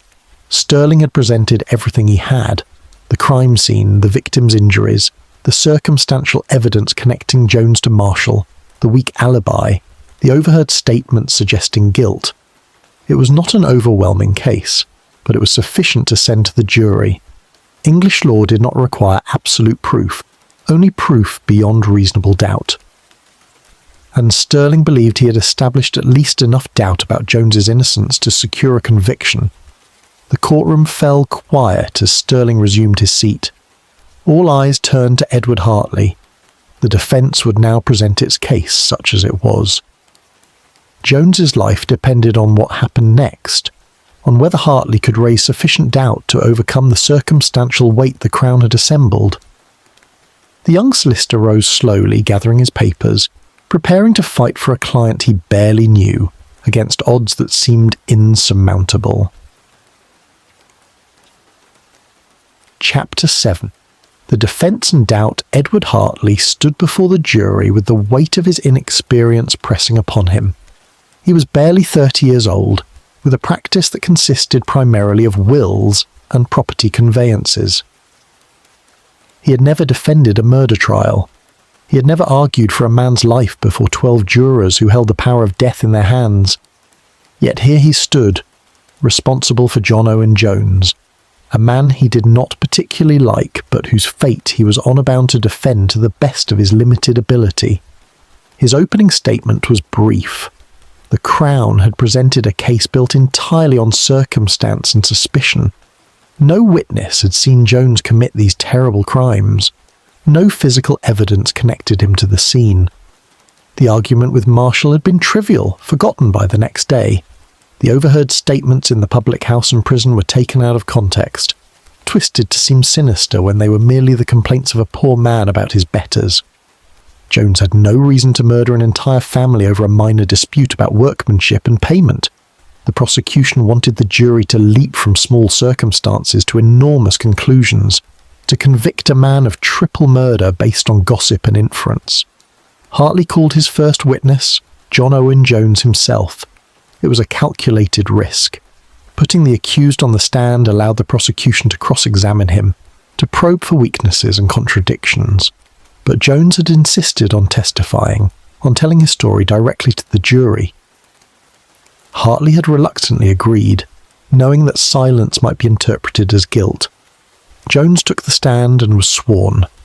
His voice was stronger than it had been at the arraignment, perhaps because he now had the opportunity to defend himself, rather than simply endure the accusations. Hartley led him through his background, his life as a casual labourer, his work in various villages, his marginal existence on the edges of rural society. Jones described his interaction with Emmanuel Marshall, the small job he had done at the forge, the argument about payment. He admitted speaking harshly but insisted the matter had ended there. He bore Marshall no lasting grudge. On the night of the murders, Jones testified, he had been sleeping in a barn on the outskirts of Denham. He had spent many nights in such places. The barn belonged to a farmer named Miller, though Miller had not given Jones permission to sleep there. Jones had simply found shelter where he could. He'd gone to the barn at dusk, had slept through the night, and had risen at dawn to seek work in Uxbridge. He knew no one could confirm his presence in the barn, but that was the truth of where he had been. Hartley asked about the statement overheard in the public house. Jones explained that he had been complaining about Marshall's attitude toward working men in general, not threatening him specifically. As for the prison conversation, Jones said he had merely been observing that Marshall's death demonstrated that wealth and respectability offered no protection against violence. He had not been admitting guilt but commenting on the irony of fate. The guard had misunderstood or misremembered what he had heard. It was a reasonable explanation, but Hartley knew its weaknesses. Jones had no corroboration for his alibi. His interpretation of his own statements required the jury to believe him over the witnesses who had testified against him, and his general demeanour, sullen, resentful, marked by poverty and drink, did not inspire confidence or sympathy. Richard Sterling rose for cross-examination with barely concealed eagerness. He began gently, confirming details of Jones's background and establishing rapport. Then he tightened the noose. If the argument with Marshall was so trivial, why had voices been raised? Jones replied that Marshall had accused him unfairly. Sterling pressed, "So you were angry?" Jones admitted he had been irritated, but not enough to kill anyone. Sterling asked why Jones had left Peter Clark's employment so abruptly. Jones said the work was hard and the pay poor. Sterling suggested that Jones had actually fled because he knew the murders would soon be discovered. Jones denied this vehemently. The cross-examination continued for over an hour. Sterling explored every inconsistency, every gap in Jones's story. Why had no one seen him in the barn? Because he had slept alone in the darkness. Why had he not mentioned this alibi immediately upon being questioned? Because he had not realised he needed an alibi until he was accused. Sterling's questions came in rapid succession, giving Jones little time to formulate careful answers. The accused began to stumble, to repeat himself, to show the strain of sustained interrogation. Sterling saved his most effective attack for last. He asked Jones to explain how the killer had entered the Marshall cottage when all doors and windows were bolted from inside. Jones said he did not know. Sterling asked if Jones had ever been inside the cottage. Jones said no, only in the forge area. Sterling suggested that Jones was lying, that he had been inside, that he knew the layout well enough to commit murder there. Jones denied this repeatedly, his voice rising in frustration. By the time Sterling finished, Jones appeared exhausted and defensive rather than innocent and wronged. He stepped down from the witness box, having done his case as much harm as good. Hartley's gamble had failed. The jury had heard Jones's story, but had also seen him falter under pressure, had heard him admit to grudges and resentments that might fuel violence. Hartley called several character witnesses in Jones's defence. They were few, and their testimony limited. A fellow labourer testified that Jones was generally peaceable when sober. A farmer for whom Jones had worked said he had never known Jones to be violent. A woman who ran a lodging house where Jones had occasionally stayed said he had always paid what he owed and caused no trouble. These witnesses established that Jones was not a monster, but neither did they prove he was incapable of murder. Character testimony, in a case where the physical evidence was absent, could only do so much. The defence also called a witness to challenge the timeline of the murders. A farmer named Robert Ellis testified that he had been driving his cart past the Marshall cottage around midnight on the night of September 10th. He had seen a lamp burning in an upper window. If true, this suggested the family was still alive at that hour, which complicated the Crown's suggested timeline. But under cross-examination, Sterling established that Ellis could not be certain of the exact date or time, that his observation was weeks old and possibly confused with another night entirely. Hartley's final witness was a medical man from London, Dr. Alexander Wright, who had reviewed Dr. Wells's testimony and the post-mortem reports. Wright offered an alternative interpretation of the evidence. The pattern of blood spatter, he suggested, might indicate that the killer was left-handed. John Owen Jones, as several witnesses had testified, was right-handed. This single fact, if the jury credited it, could raise reasonable doubt about Jones's guilt. But Sterling dismantled this argument on cross-examination. He established that Dr. Wright had never examined the actual crime scene, had relied only on written reports and descriptions. He asked whether blood spatter patterns were sufficiently understood to permit reliable conclusions about handedness. Wright admitted that the science was imprecise, that his opinion was speculative rather than definitive. The carefully constructed doubt collapsed under Sterling's methodical questioning. With Dr. Wright's testimony concluded, the defence rested.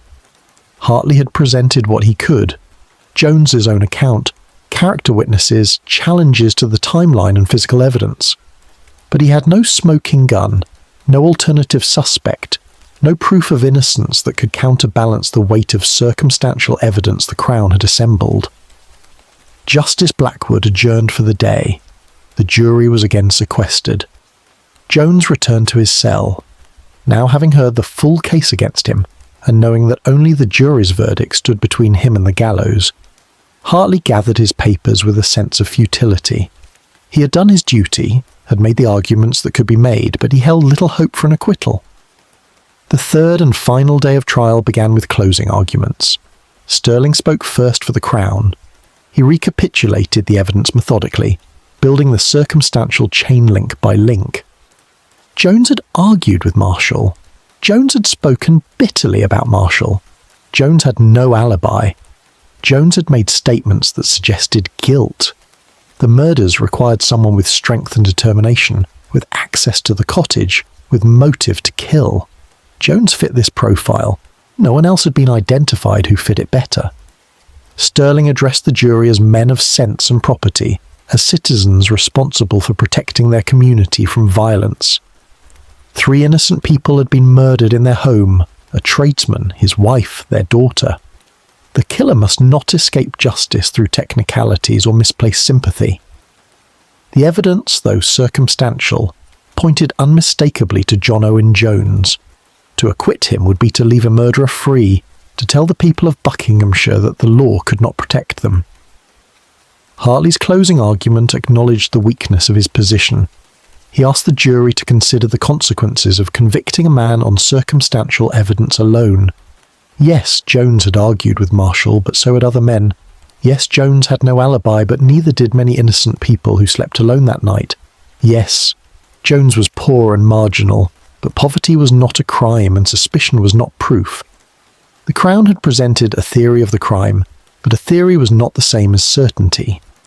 Reasonable doubt remained, and English law required that such doubt benefit the accused. Hartley's voice rose as he concluded. He asked the jurors to imagine themselves in Jones's position, accused of terrible crimes, unable to prove their innocence, dependent on 12 strangers to see past circumstance to truth. He reminded them that they held a man's life in their hands, that an innocent man's death was a greater injustice than a guilty man's escape. He urged them to require more than suspicion before they sent John Owen Jones to the gallows. Justice Blackwood's charge to the jury was careful and balanced. He explained the law of murder, the requirement of proof beyond reasonable doubt, the proper use of circumstantial evidence. He summarized the testimony from both sides without obvious favor. He reminded the jury that they were the sole judges of fact, that they must weigh the evidence according to their own assessment of its reliability. But he also noted that circumstantial evidence, if the chain was complete and compelling, could support conviction just as surely as direct testimony. The jury retired to deliberate shortly before noon. The courtroom emptied partially as spectators went to find lunch, though many remained, unwilling to miss the verdict. Jones sat in the dock, guarded and silent. The waiting began. Chapter 8. The verdict. The jury room was small and austere, furnished only with a long table and 12 chairs. A single window admitted grey November light. The 12 men took their seats according to no particular order, some near the window, others in shadow. They had been charged with determining whether John Owen Jones had murdered 3 people in their cottage in Denham. Now they must wrestle with that question until they reached agreement. The foreman was a landowner named Thomas Ashworth, selected by his fellow jurors for his age and apparent authority.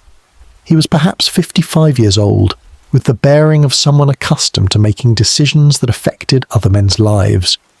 He opened the deliberation by asking for a preliminary vote to gauge where the jury stood. 8 hands rose for guilty, 3 for not guilty. One man, a merchant named Peter Collins, said he wished to discuss the evidence before committing to either position. The debate began with those most certain of guilt. A farmer named Henry Wade argued that the circumstantial evidence pointed unmistakably to Jones. Who else had quarrelled with Marshall? Who else had spoken ill of him? Who else lacked an alibi? The absence of direct proof was unfortunate but not dispositive. Reasonable men could draw reasonable conclusions from the pattern of facts the Crown had established. One of the 3 who favoured acquittal, a miller named George Preston, countered that circumstance was not certainty. Many men might have quarrelled with Marshall over the years. The argument Jones admitted to had been trivial. As for the alibi, how could any man sleeping alone prove where he had been? The prosecution's case required the jury to make assumptions at every step, and assumptions built upon assumptions could not support the weight of 3 deaths and a hanging. The discussion continued through the afternoon. Some jurors spoke often, advancing arguments and responding to objections. Others remained mostly silent, listening and weighing. The dynamics of 12 men in a small room began to assert themselves. Personalities emerged. Some men were persuasive, others defensive. Some sought compromise, others held firm to their initial positions. The question of how the killer had entered the locked cottage troubled several jurors. If Jones had committed the murders, he must have been admitted by the marshals themselves, or found some way to bolt the door from inside after leaving. Neither explanation seemed entirely satisfactory. Yet if not Jones, then who?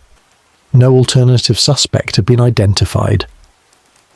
The murders remained, demanding some explanation, and Jones was the only person against whom any evidence existed. Peter Collins, the merchant who had initially declined to vote, raised questions about the coal hammer. It was a common implement. Nothing linked it specifically to Jones. Could it not have belonged to the Marshall household itself? And if so, did that not suggest the killer had used whatever weapon came to hand rather than arriving armed with murderous intent? This observation seemed to favour spontaneous violence rather than premeditated revenge, which complicated the Crown's narrative. But Thomas Ashworth, the foreman, responded that the brutality of the attack suggested determination rather than spontaneity. The killer had struck each victim multiple times, had climbed the stairs to murder a sleeping child. Such actions required cold resolve. Whether the hammer belonged to Jones or to the Marshalls mattered less than the fact that someone had used it with terrible efficiency. As afternoon wore into evening, the initial vote of 8-3 with one undecided had shifted slightly. Collins had moved to the acquittal camp, making it 8-4. But none of the 8 who favoured conviction showed signs of wavering. The discussion began to circle, covering the same ground repeatedly. Voices rose, frustration mounted. Several jurors wanted dinner and the comfort of their inn lodgings. But Justice Blackwood had instructed them to reach a verdict if possible, and English juries in capital cases were expected to continue deliberating until agreement was reached or proved impossible. The debate turned to Jones himself and the impression he had made on the stand. Several jurors felt he had been evasive, defensive, unconvincing. His explanations for his statements about Marshall seemed calculated rather than truthful. His inability to provide an alibi seemed suspicious. His general demeanour suggested the kind of man who might commit violence if sufficiently provoked. George Preston objected to this reasoning. A man's poverty and rough manner were not evidence of murder. Jones had been interrogated for hours by a skilled prosecutor. Most men would struggle under such examination. The jury should not mistake nervousness for guilt or articulate poverty for criminal character. Another juror, a shopkeeper named William Hale, raised a point that seemed to resonate with several others. 3 people had died horribly in their home. Someone had killed them. The community deserved justice and protection. If the jury acquitted Jones in the absence of absolute proof, what message did that send? That murder could be committed with impunity if one was careful enough to leave no witnesses. That circumstantial evidence, however compelling, was insufficient to convict. Preston responded sharply that the jury's duty was to the law and to truth, not to community sentiment or the appearance of justice. Better that a guilty man escape than an innocent man hang. This principle stood at the foundation of English law. The burden of proof lay with the Crown, and if that burden had not been met, the verdict must be not guilty regardless of public opinion. The argument grew heated. Ashworth intervened, calling for order and reminding the jurors of their oath. They were to consider only the evidence presented in court, not their personal feelings or social concerns. He suggested they review the specific elements of the case once more, point by point, to see if agreement might emerge from careful analysis. They examined the timeline again. The murders had occurred sometime during the night of September 10th. Jones claimed to have been sleeping in a barn. No one could confirm or contradict this claim. The Crown had suggested Jones committed the murders sometime between 9 and midnight, based on Dr. Wells's estimate of time of death. and the observation that the Marshalls had eaten supper before being killed. They discussed the locked doors once more. How had the killer entered? How had they left? The prosecution had suggested Jones might have been invited in for some reason, perhaps to discuss work or payment. Once inside, he had struck Marshall, then Jane, then Emily, and had departed through the front door, pulling it shut behind him, so that the spring bolt engaged automatically. This explanation was possible, but required several assumptions. They reviewed the character testimony. Jones was not known to be violent, but neither was he well regarded. His poverty and marginality made him suspect in the eyes of respectable villagers. Yet poverty itself was not a crime, and suspicion based on class prejudice should not determine guilt. As the evening deepened toward night, the jury remained divided. 8 held for conviction, 4 for acquittal. The 4 included Preston the miller, Collins the merchant, and 2 others who had spoken less but seemed unconvinced by the Crown's case. The 8 who favoured guilt included Ashworth the foreman, Wade the farmer, Hale the shopkeeper, and 5 others who felt the circumstantial evidence was sufficient. Ashworth proposed a final vote. If the division remained unchanged, they would inform Justice Blackwood that they could not reach unanimous agreement. In such cases, the judge might discharge the jury and order a new trial, or he might press them to continue deliberating. Either outcome would delay resolution of the case. But before the vote could be taken, one of the quieter jurors spoke. His name was Edmund Hart, a small landowner who had said little during the deliberations. He observed that they had been considering the question in absolute terms. Was Jones guilty or not guilty beyond all doubt? Perhaps they needed to approach it differently. Was there reasonable doubt about Jones's guilt? Not whether he was certainly innocent, but whether the Crown had proved guilt beyond reasonable doubt. This reframing seemed to shift something in the room. Several jurors nodded. The question was not whether Jones might be innocent, but whether the prosecution had met its burden of proof. And that burden, several men now agreed, had not quite been met. The circumstantial chain had weak links. The alternative explanations for Jones's statements and actions, while not entirely convincing, were possible. The physical evidence did not conclusively connect him to the crime scene. Peter Collins spoke again, more forcefully this time.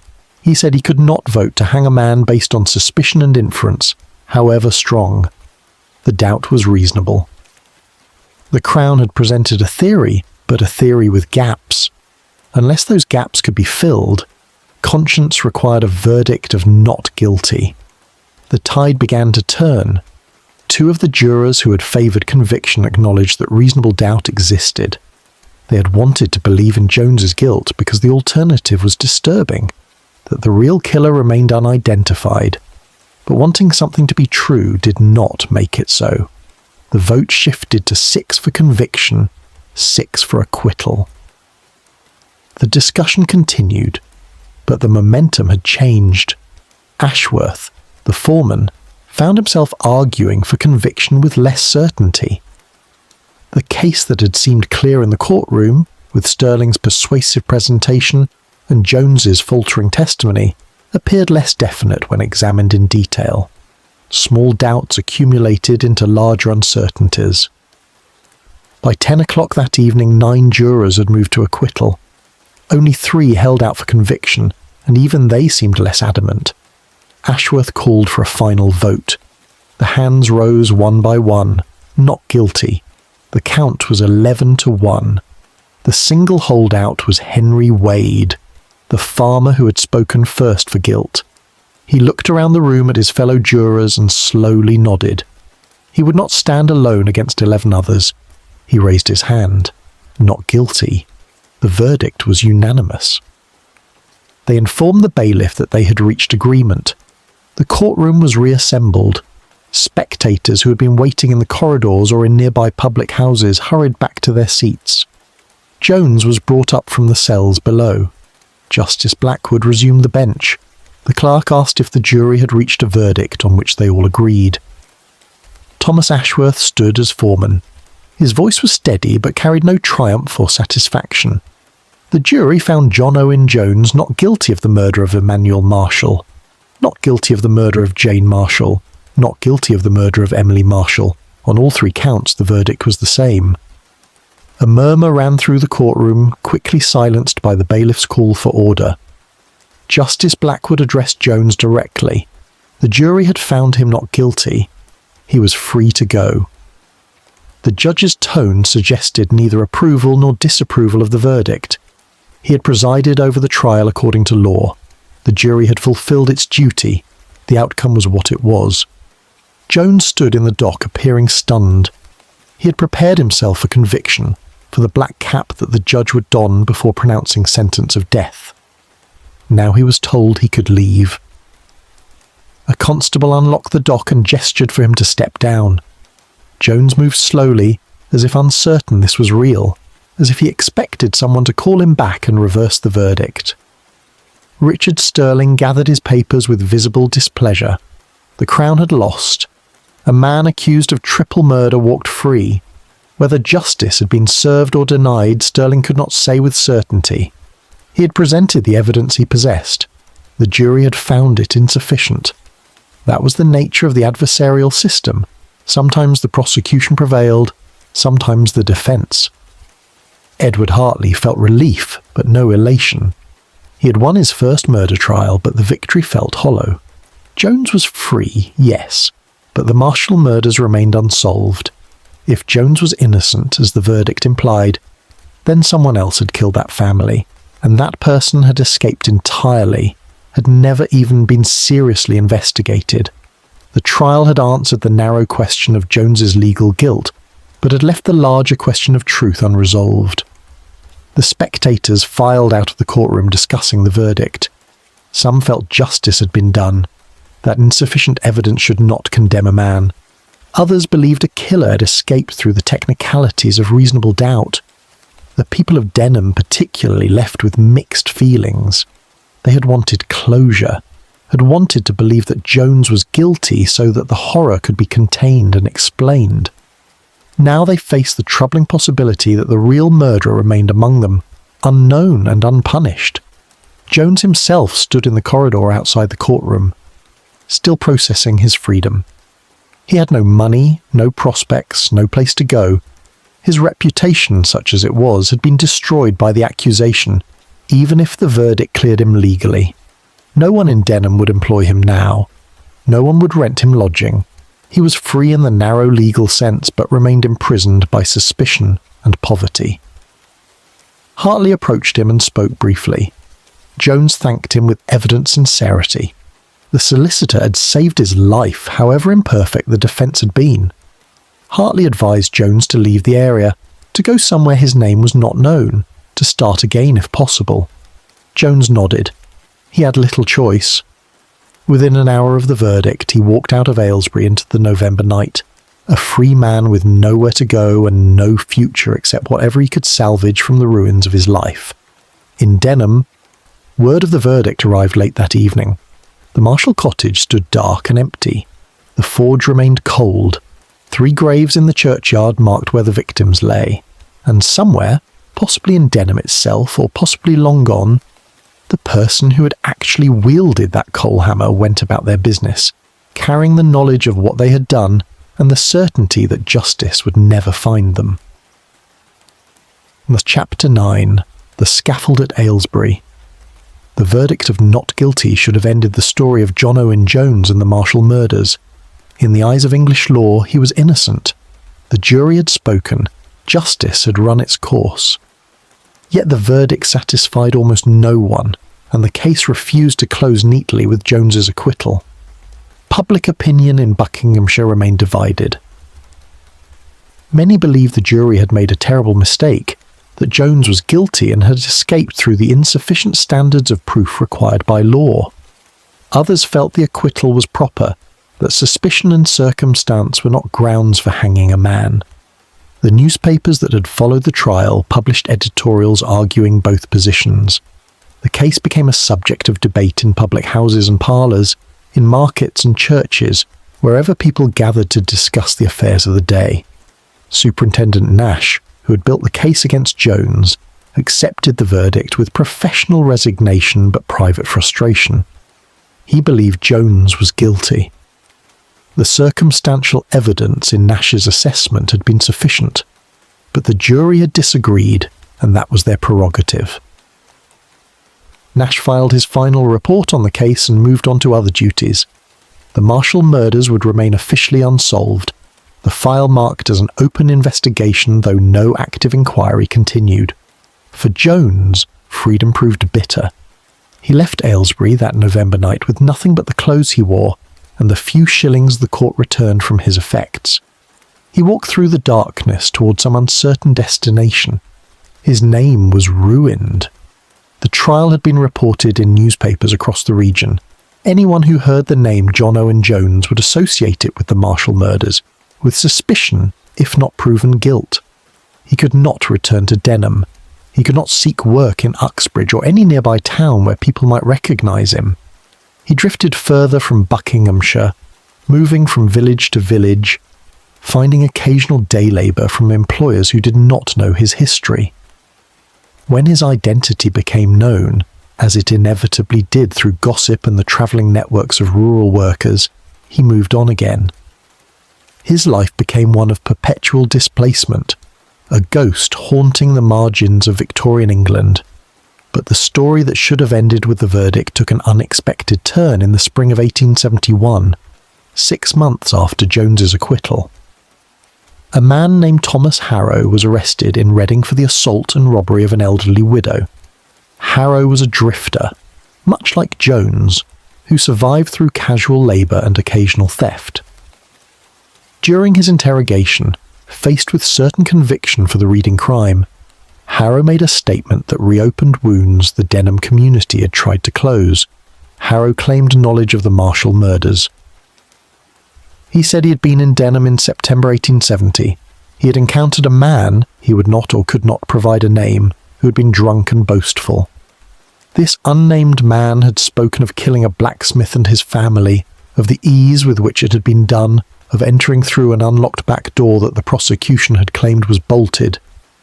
The drunken man had laughed about how another man, presumably Jones, had been suspected and arrested. Nash travelled to Reading to interview Harrow personally. The superintendent listened to the story with deep scepticism.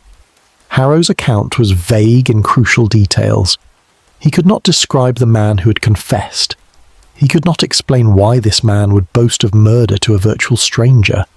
He could not provide any evidence beyond his own testimony. Nash concluded that Harrow was either inventing the story to gain leniency for his current charges, or had heard some garbled account of the Marshall case and was presenting it as first-hand knowledge. Yet the statement could not be entirely ignored. Nash made inquiries in Denham about anyone matching Harrow's vague description of the supposed confessor. No promising leads emerged. The back door that Harrow claimed was unlocked had been found bolted when the bodies were discovered, though it was possible someone had bolted it after committing the murders. Nash included Harrow's statement in his supplemental report, but recommended no action be taken. The information was too unreliable to justify reopening the investigation or reconsidering Jones's acquittal. The newspapers seized upon Harrow's statement with enthusiasm. Here was a new development in the sensational Marshall case. Some publications presented it as proof of Jones's innocence, vindication for the jury's verdict. Others dismissed it as the desperate lies of a criminal seeking advantage. The debates that had quieted after the trial erupted again, with Harrow's claims providing fresh ammunition for both sides. Jones himself, when word of Harrow's statement reached him, felt no vindication. He was still unemployed, still homeless, still branded by association with the murders. Whether people believed he was guilty, or believed some unnamed other person was guilty, mattered little to his daily struggle for survival. The law had declared him innocent, but society had rendered its own verdict, and that verdict was permanent exile from respectability. In Denham, the revelation that the back door might have been unlocked created new anxieties. If the killer had entered so easily, then every cottage in the village was equally vulnerable. The sense of safety that locks and bolts provided was illusory. The murders had shattered one kind of innocence, the belief that such violence could not happen in a quiet village. Harrow's statement shattered another, the belief that basic precautions could prevent it. No further developments emerged. Harrow was convicted of the Reading robbery and sentenced to 7 years of penal servitude. His statement about the Marshall murders faded from public attention. Nash's investigation remained closed. Jones continued his wandering existence, and the Marshall cottage in Denham stood empty, a monument to unsolved crimes and insufficient justice. Yet the title of this chapter is The Scaffold at Aylesbury, and no scaffold has yet appeared in the narrative. That is because the scaffold in this story exists not as physical reality, but as symbol and absence. Jones did not hang, though many believed he should have. The real killer, whoever they were, never faced the rope that might have awaited them. The scaffold stands empty, a reminder that justice is often incomplete, that truth remains elusive, and that the machinery of law can only do so much. The scaffold at Aylesbury had seen many deaths. The execution ground stood behind the prison, a grim courtyard where condemned prisoners met their end according to the prescribed rituals of Victorian justice. The gallows was a simple structure, a wooden platform, a crossbeam, a trapdoor beneath which the condemned would drop when the lever was pulled. The hangman was a professional, employed by the Crown to carry out sentences with efficiency and minimal suffering. If Jones had been convicted, he would have been led to that scaffold on a morning appointed by the judge. He would have climbed the steps, his hands bound behind him. The hangman would have placed the noose around his neck, adjusted the knot to ensure a quick death. A hood would have covered his face. The chaplain would have offered final prayers, and then the lever would have been pulled, the trap would have opened, and John Owen Jones would have dropped into eternity, his guilt forever sealed by the fact of his execution.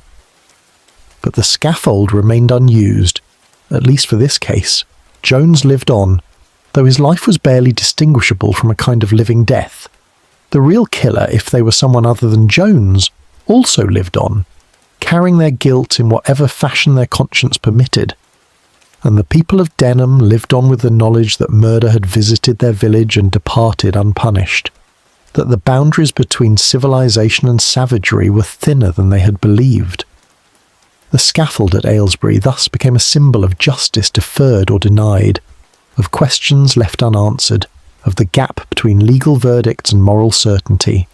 It stood ready to fulfill its grim purpose, but was never called upon in this case. Its very emptiness spoke to the ambiguity that surrounded the Marshall murders from discovery to trial to aftermath. In later years, people would still speak of the Denham Massacre, though time gradually eroded the details and transformed the story into legend.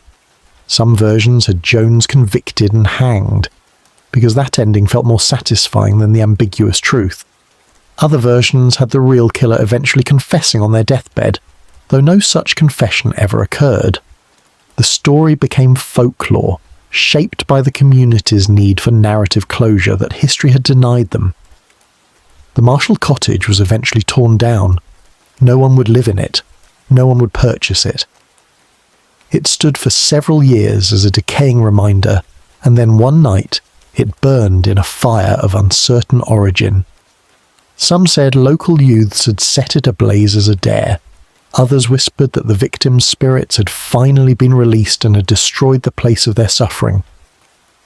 The rational explanation was likely a vagrant's fire that got out of control, but the more supernatural theories persisted because they provided meaning that mere accident could not. The 3 graves in Denham churchyard remained, tended by the parish, and visited occasionally by those who remembered the family. The simple stone bore their names and the date of their deaths. No mention of murder, no call for justice, simply the fact of their passing, and a prayer for their peace. In death, at least, the Marshalls found the tranquility that had been denied them in their final moments of life. John Owen Jones vanished from historical record sometime in the 1870s. No death certificate, no further court appearances, no trace of where he went or what became of him. He simply ceased to exist in the documentary evidence that historians use to reconstruct the past. Perhaps he died in some workhouse, his body buried in an unmarked pauper's grave. Perhaps he emigrated, seeking a new life in America or Australia, where his past would not follow. Perhaps he lived on for decades, an old man haunted by accusations he had never escaped. The scaffold at Aylesbury stood ready through all these years, waiting for the condemned. It served its purpose in other cases, taking the lives of those convicted of murder and other capital crimes. But for the Marshall murders, it remained unused, a symbol of justice incomplete and truth forever obscured by the passage of time and the limits of human knowledge. Chapter 10. The Unanswered Questions. The years passed, as years do, carrying the events of September 1870 further into the past.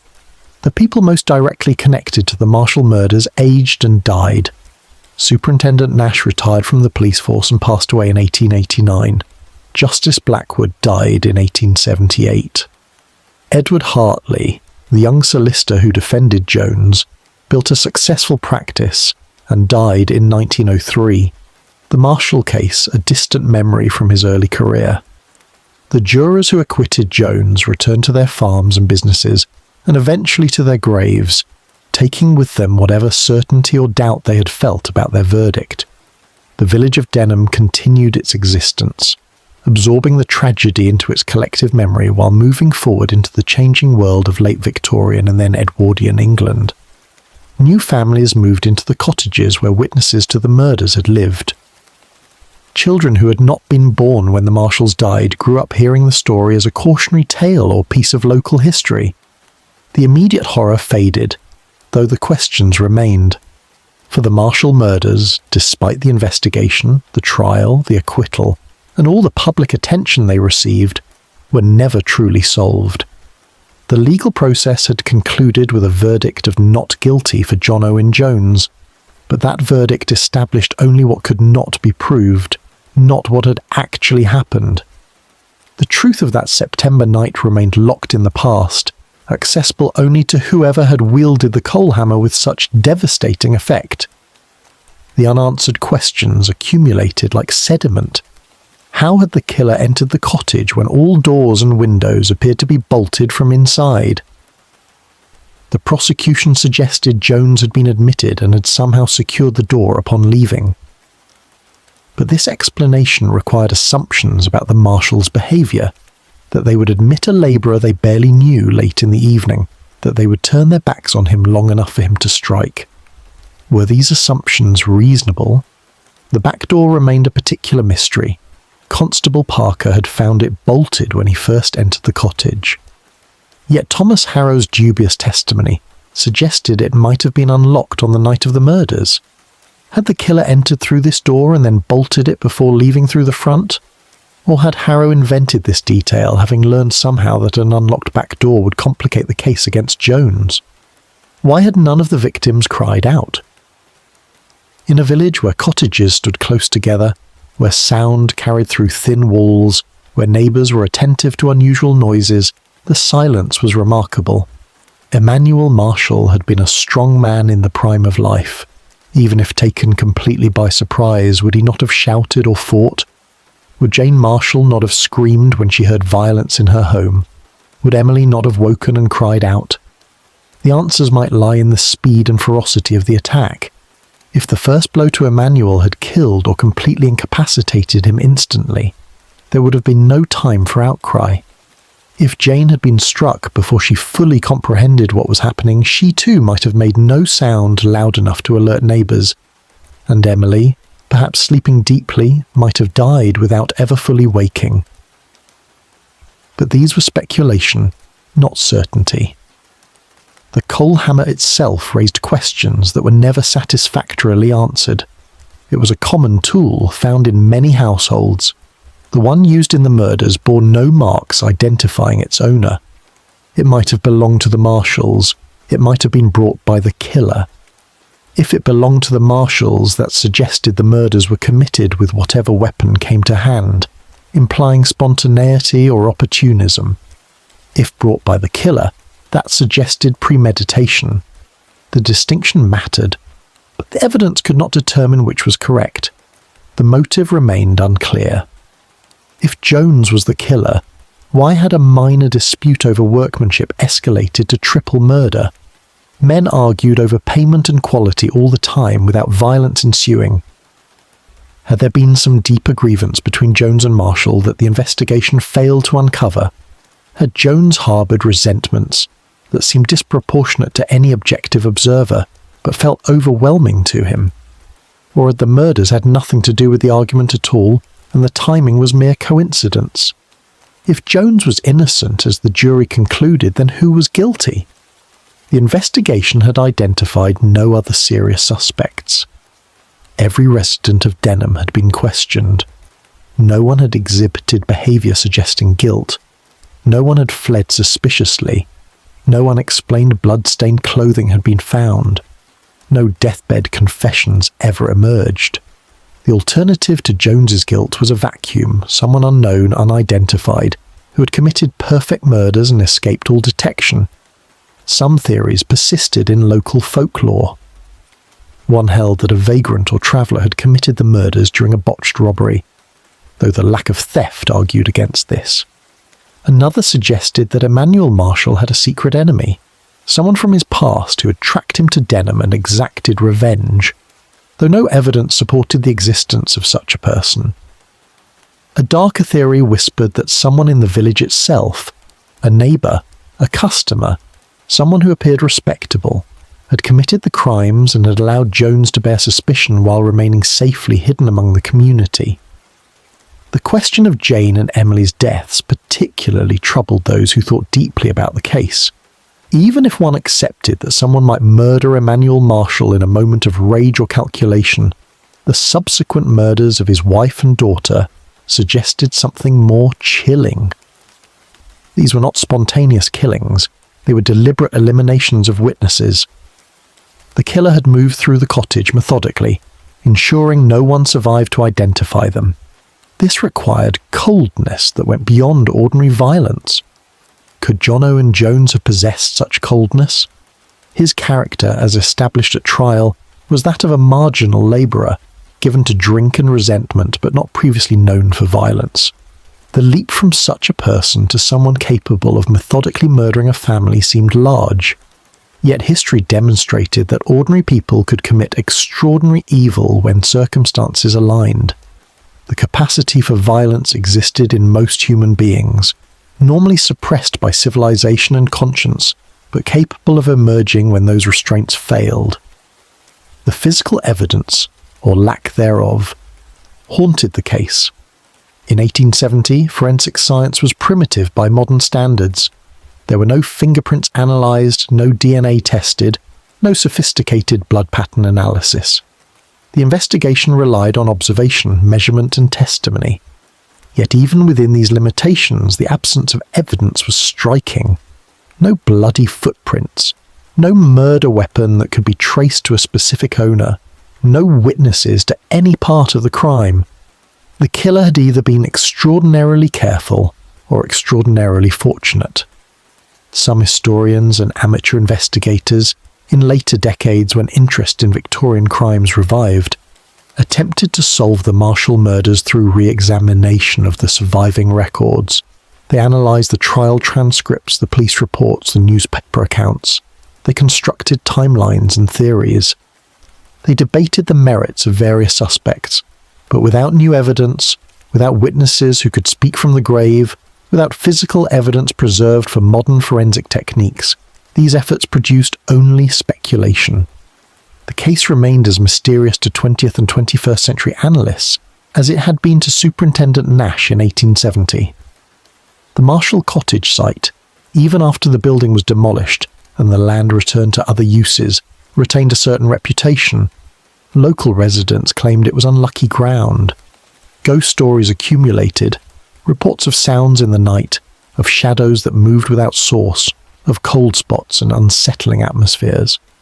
Whether these phenomena had any objective reality or were simply the power of suggestion Working on minds primed by knowledge of the murders, no one could definitively say. The human need to mark places of tragedy with supernatural significance seemed universal, crossing cultures and centuries. The graves in Denham churchyard remain the only permanent memorial to the Marshall family. Visitors to the church, tourists interested in Victorian murder cases or simply curious about local history, occasionally sought out the stone. They photographed it, recorded its inscription, and reflected on the lives cut short. Emmanuel, Jane, and Emily Marshall had been ordinary people living ordinary lives until violence found them. Their ordeal had been brief but terrible, and their deaths had created ripples that spread through their community and persisted across generations. John Owen Jones, whether guilty or innocent, became a symbol of the limitations of justice. If guilty, he represented the murderer who escaped punishment through the technicalities of legal proof. If innocent, he represented the accused whose life was destroyed by false suspicion, even when the law exonerated him. Either way, his story illustrated the gap between legal truth and absolute truth, between what can be proved in court and what actually occurred in the world. The unanswered questions would remain unanswered. Time had closed the door on any possibility of definitive resolution. The witnesses were dead. The physical evidence, such as it was, had been lost or destroyed. The memories had faded and been corrupted by retelling. The truth of what happened in the Marshall cottage on that September night in 1870 had passed beyond human reach, joining the vast catalogue of historical mysteries that would never be solved. Yet the case retained its power to disturb and fascinate. It touched on fundamental questions about justice, about the nature of evil, about the fragility of domestic safety, about the challenge of establishing truth when certainty remained elusive. The Denham Massacre, as it came to be called, reminded each new generation that civilization remained precarious, that violence could erupt even in quiet villages, and that sometimes the guilty escaped while the innocent suffered. In the end, the Marshall murders stood as testament to the imperfection of human institutions. The police had investigated as thoroughly as their resources allowed. The court had conducted a fair trial according to the laws of the time. The jury had deliberated conscientiously and reached a verdict they believed just. Yet none of this had produced certainty or closure. Emmanuel, Jane, and Emily Marshall remained dead. Their killer, whoever they were, had faced no earthly judgment, and the questions that should have had answers remained questions still. The candle burned low, the chamber fell silent, and history once again turned the page in the dark, leaving the Marshall murders as one more entry in the ledger of unsolved crimes, one more reminder that not all stories have endings, and not all questions have answers. The victims rested in their graves, the living moved forward into whatever futures awaited them, and the truth remained where it had always been, locked in the past, known only to the dead, beyond the reach of even the most determined investigation. In Denham, life continued. The forge that Emmanuel Marshall had operated was taken over by another blacksmith. The cottage site eventually held a new structure with no memory of what had stood there before. Children played in the lanes where witnesses had once hurried to view the scene of murder. The village absorbed the tragedy, as communities must, transforming it from immediate horror into historical footnote and finally into half-remembered folklore. But on quiet September evenings, when darkness fell early and the wind moved through the churchyard where the Marshalls lay, it was possible to imagine, just for a moment, what it must have been like in that cottage on that final night. The family preparing for sleep, the unexpected sound at the door, the brief moment between safety and violence, between life and death, and then the silence that followed, broken only hours later by the constable's knock and the terrible discovery that would echo through the years, unanswered and unanswerable, a question mark carved into the history of Denham village and into the broader story of Victorian England's dark corners. The Bedside Historian closes this chapter of forgotten violence, of justice incomplete, of truth obscured by time. May Emmanuel, Jane, and Emily Marshall rest in whatever peace the dead can find. May the living remember that evil exists even in quiet places, that justice is imperfect, and that some mysteries will remain mysteries until the end of all things. And may we, listening in our own quiet hours, take what lessons we can from their story, about vigilance, about compassion, about the precious fragility of life, and about the darkness that waits always at the edge of the light. Good night.